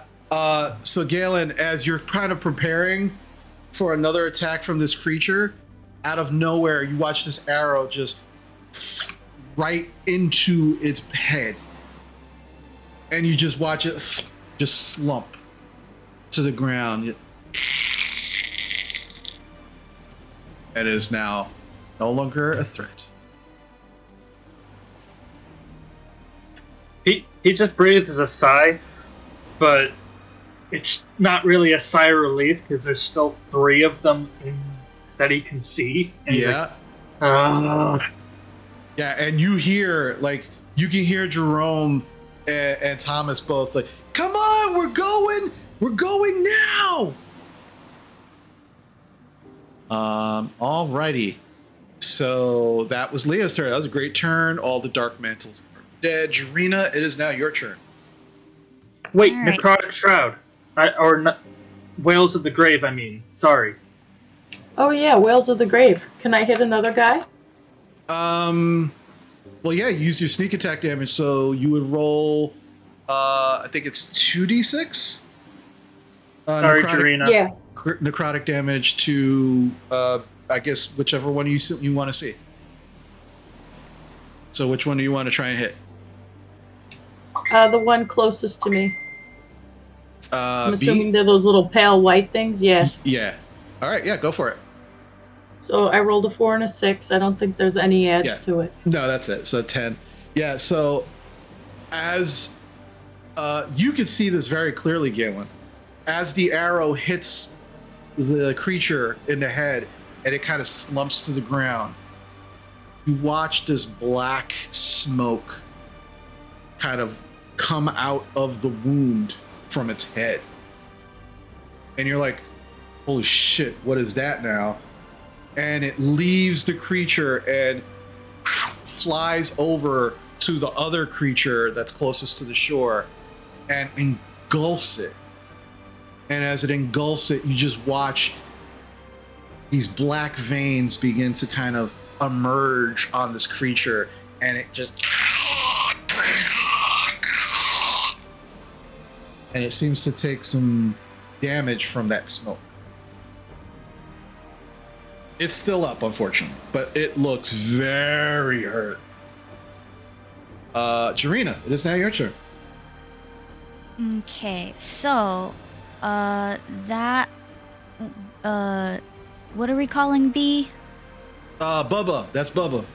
Alright, Bubba is within 15 feet of me, so Mhm. I'm using that tentacle rod again. Go for it. Alright, so first one is going to be 15 to hit. 15. Hold on a second, making sure. The first tentacle rod hits its carapace, does not do any damage. Ugh, that's another 15. That doesn't hit. Alright, Nope, that- last one. They're just kind of bouncing off of its hard shell. Oh, this one is much, much better. It's an 18 plus 9, which is a 27. Definitely And- hits. On this one, I'm adding the extra 7 necrotic damage from my necrotic shroud. Nice. All right, so what's the damage in total? 4 bludgeoning, 7 necrotic. Nice. All right, so... Yeah, so Galen, you watch the creature kind of take this black energy and gets hurt by it, and it's kind of like... And then you see these tentacles come out of nowhere, and you realize they're coming from the boat. You see Jarina holding their tentacle rod, and the first 2 hit, and it just seemed to kind of bounce off of it. And then the third one smacks right into the middle of its carapace and just pierces the shell. And as it pierces the shell, you just watch that black smoke get blacker, and the black veins get thicker, and it seems to shrivel. And as it shrivels, it just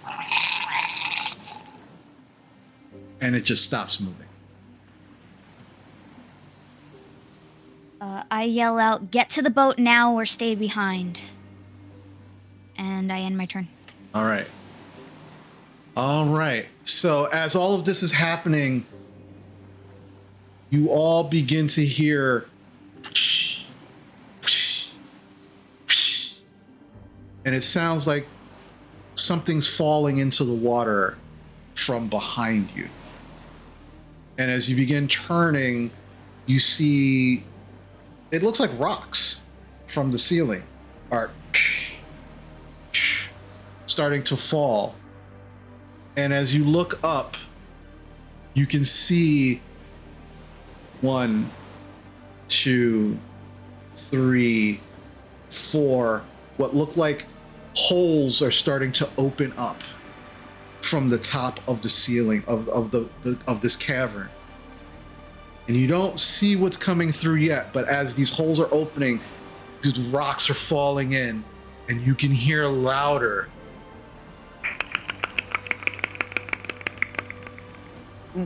And it definitely seems that whatever's making that noise is coming from these holes.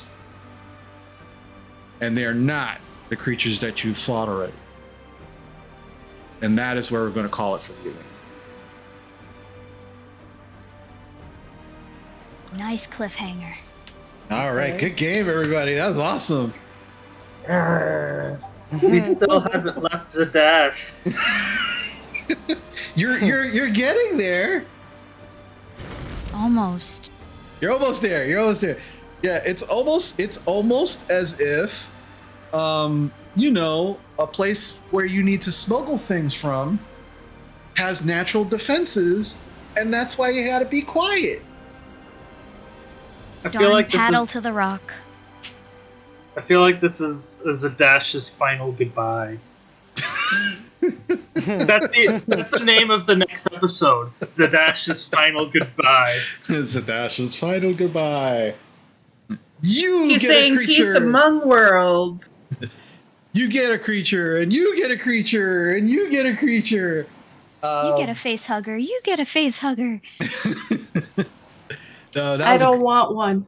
But it just wants to give you a hug. Free hugs. Free hugs, yeah. It's a good game, everybody. I know it's a little late, but definitely I wanted to make sure that we finished up the round and we got to a good place. So great game. I want to thank my players. Excellent game, everybody. I want to thank my mods. It's so fun. Yes, this was a lot of fun, and it's not over yet. But good game, everybody. So we're going to give a few shout outs. Harna, thank you so much for the raid. We appreciate you so much. Everybody who came with Harna, thank you so much for joining. I hope you had so much fun. Hopefully you can see some of the craziness that we do here, and you are willing to join us next time for the craziness that will ensue. Because this fight ain't over, folks. We are hopefully at the end. We'll see. And Ty Dynamite, thank you so much, Ty. We love you so much, man. For resubbing for 16 months. Ty, thank you so much. We love you so much, man. Thank you so much. We appreciate you, and we appreciate all of you, everybody who's been watching, all of the craziness that's been going on with our players here. Desperately trying to get out of Zadash. But it seems like, you possibly live in a dangerous world, and, shit happens. But kind of brings the warnings from these guys to keep quiet into focus, right? Like it wasn't really them trying to, kind of flex and be like, yeah, we're badass, we're badass guys and you got to be quiet. No, it's like shit go down if you ain't quiet. And now you understand. But we'll see what happens next week when we come back. As we always do when we end our stream, please don't go away because we do raid off to someone that has not only shown us support, but is absolutely deserving of support as well. So please, if you can, show them some love that you showed us. If at the very least, you just want to watch and lurk, please, by all means, that is support within itself. But if you are willing to say hello in chat, if that's something that you're interested in doing, follow them if you're not following them, if you're so inclined. But at the very least, remember, please be kind to yourself. Please be kind to others. We love you very much, and we will see you next time. Take care.